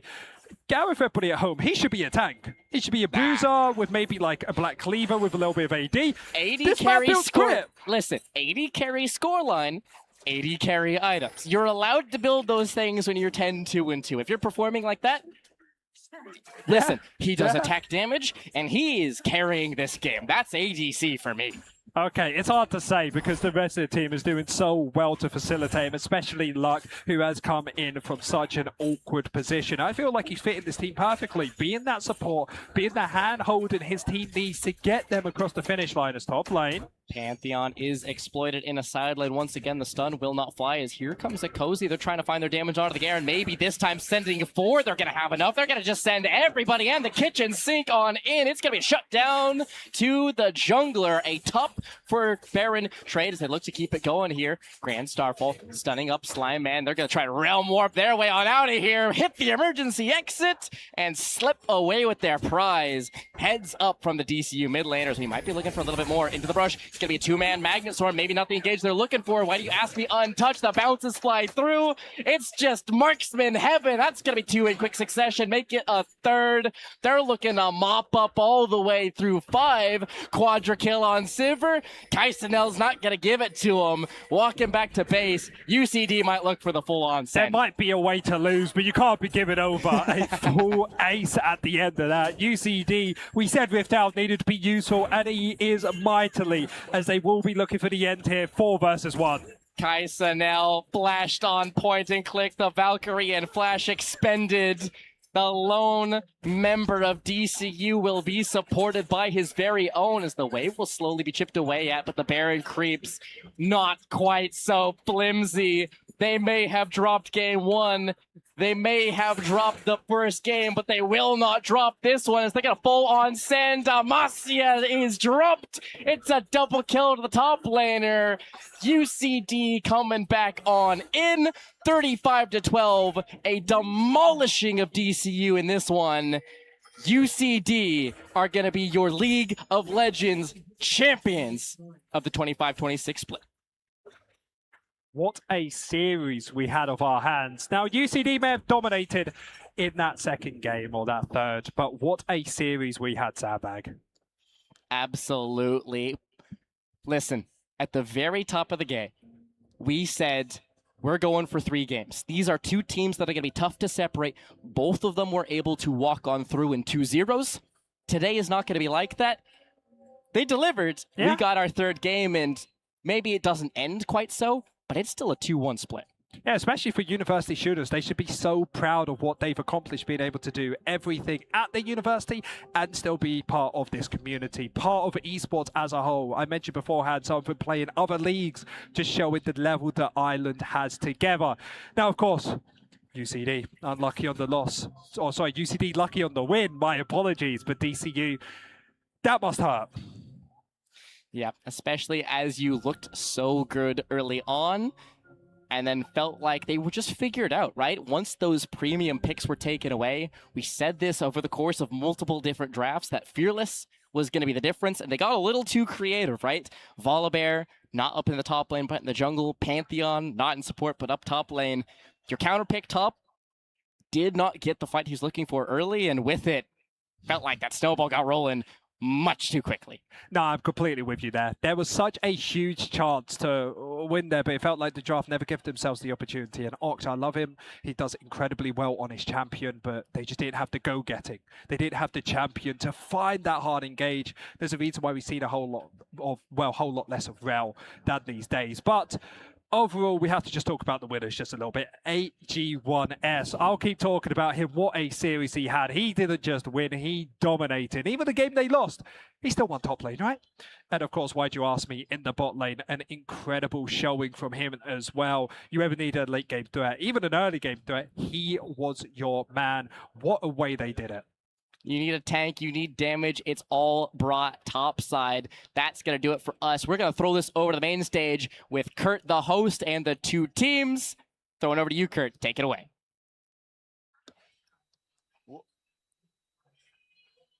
We're on. Thank you so much, Sandbag and Zapdos, for bringing us through that game. And congratulations here for UCD, who won it out. Of course, in Valorant, you didn't quite get there. Not you guys, but like the college. But it's great to get this. It's great to get the win here. Obviously, you lost game 1. You know, walk me through what do you think went wrong in game 1 compared to game 2 and 3, where you had a much better display here. So game 1, we had a really low damage draft, and we kind of didn't realize it. And we obviously walked into the Mundo on 3. And then we had a little bit of a dodgy play in the jungle. Tristana lived just because of the heal and exhaust. And Wukong got really accelerated. And then we kind of just struggled in fights because we couldn't kill Wukong anymore. And then obviously game 2, we just decided to switch up the draft. We wanted more like presence in bot lane. Santa Eric decided to bestow on us his Cassante, and Noah Nivea were Teemo top today. So Yeah, it was fantastic. I think I remember Sandbag saying 200 years of gaming to bear from Cassante, which completely fair that he had a monstrous game. But you were also having a really good one. You know, that Sivir game just there, you had a really, really, fantastic time to bring it forward. Is there any kind of, in terms of the comms, is that an important piece that comes in? You know, is it about the energy or is it just kind of bringing your game plan to the Rift? Yeah, I mean, it was just very good vibes. Comms were good, apart from, I remember there, someone said Maokai ult, and then I follow up, and I just get blasted by Corky, and there's no one there. But yeah, we were just really chill. No one really got tilted, so. Yeah, well, you won it out anyways. 2-1 victory. Absolutely fantastic to see. Yeah, commiserations to DCU, though. They put up a good fight. They weren't quite able to get it there in the game. But yeah, congratulations so much. I'll let you get back to your team here. Are we getting a photo? Woo! Yeah, once again, congratulations to our winners of the League of Legends Ireland Esports Collegiate Series National Finals. We are going to present them with, their victory here. If you want to get all the players here to get yourselves some Red Bull.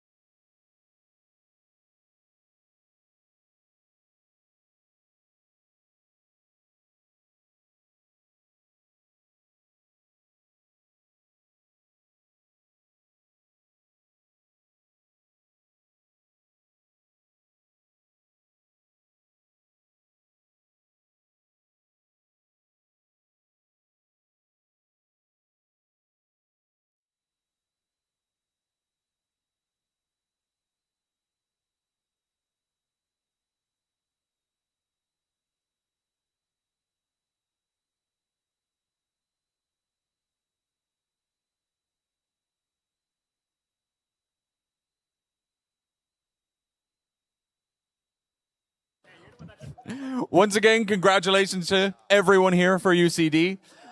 That is going to be it. Oh, yeah, always. That is going to finish us out for this day of GamerFest here on the Saturday. We will be back tomorrow, though, as well with 2 more of our titles. We'll have Rocket League in the morning, as well as Counter-Strike 2 later on. Those ones will be both Set 2 versus TCD on the cards here. But that will be all from us here at GamerFest at the Red Bull live stage.